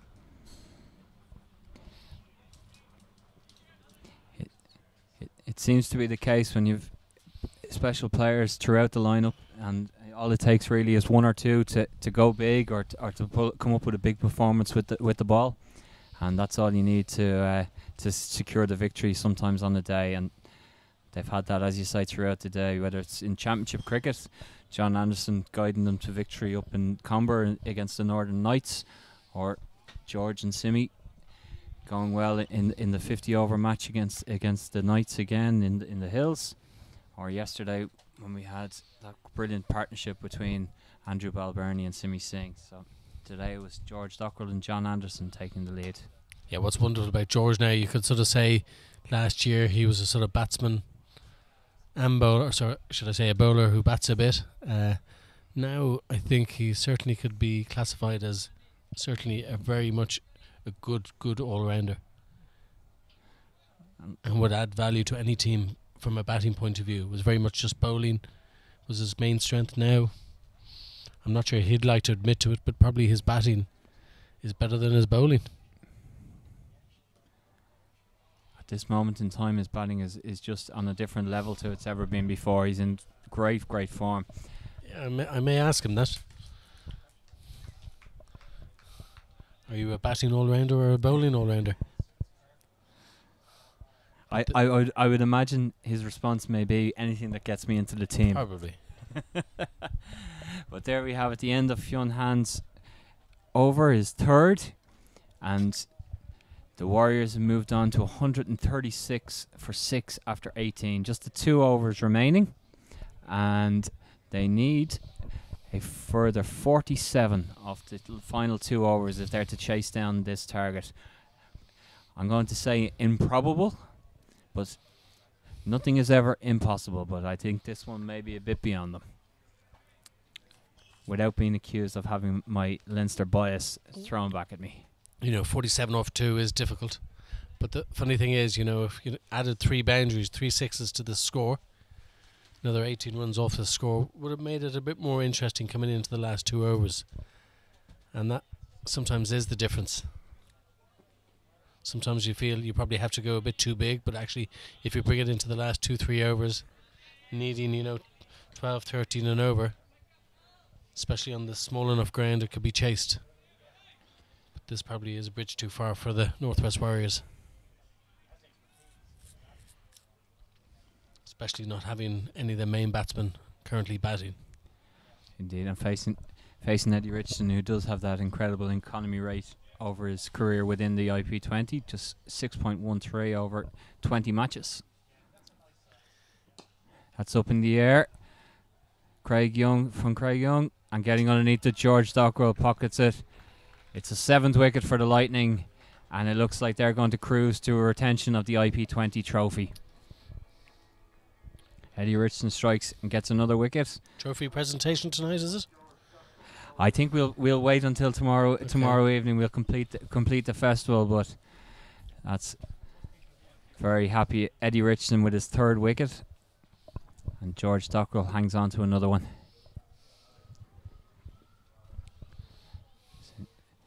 The Knights are now, or the Warriors, are now 7 down as Graeme Kennedy makes his way to the middle. He's another guy who's really impressed, Graeme Kennedy. I've seen him a bit last year in Interpro cricket. Really like the look of him. He came on in a game a T20 game in Marion there last year, bowled straight up to Kevin O'Brien, LBW. I think second ball, and he seems to take wickets all the time, and is a very good bat as well. So, whilst the Northwest Warriors be disappointed, they seem to have a couple of young lads. Gillespie being one, Kennedy being another. The two shoppers here playing today. I think the signs are good for the future. Very much so, and Kennedy is a young man who's had a lot of responsibility on him from a young age. You know, he plays with Body Spalding. He's had the to bat and bowl and play for them. That's swung away by Chopra, and just one bounce for. Didn't quite get a hold of it all. Swung away to square leg for 4.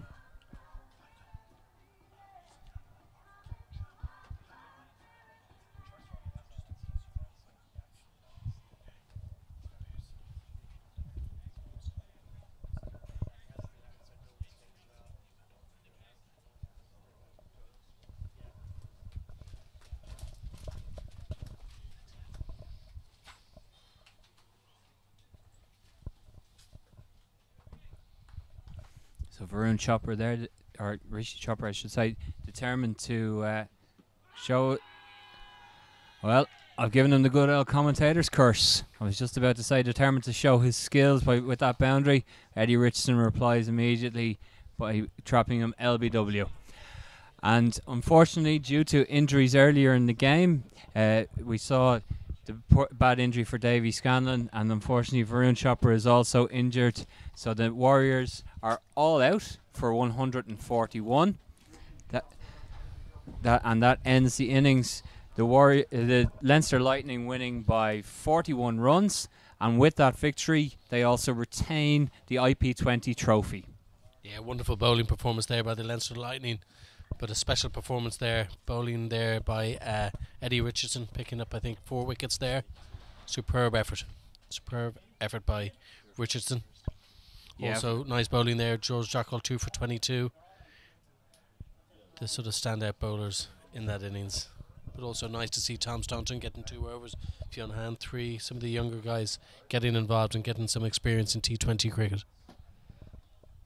Yeah, fantastic performance by the Leinster Lightning. Very, very good professional, you would say, performance, and a really, really good batting performance from George Dockrell, and in particular John Anderson, as they secure the victory by 41 runs, which, as I said, secures the title of IP20 trophy winners for 2018.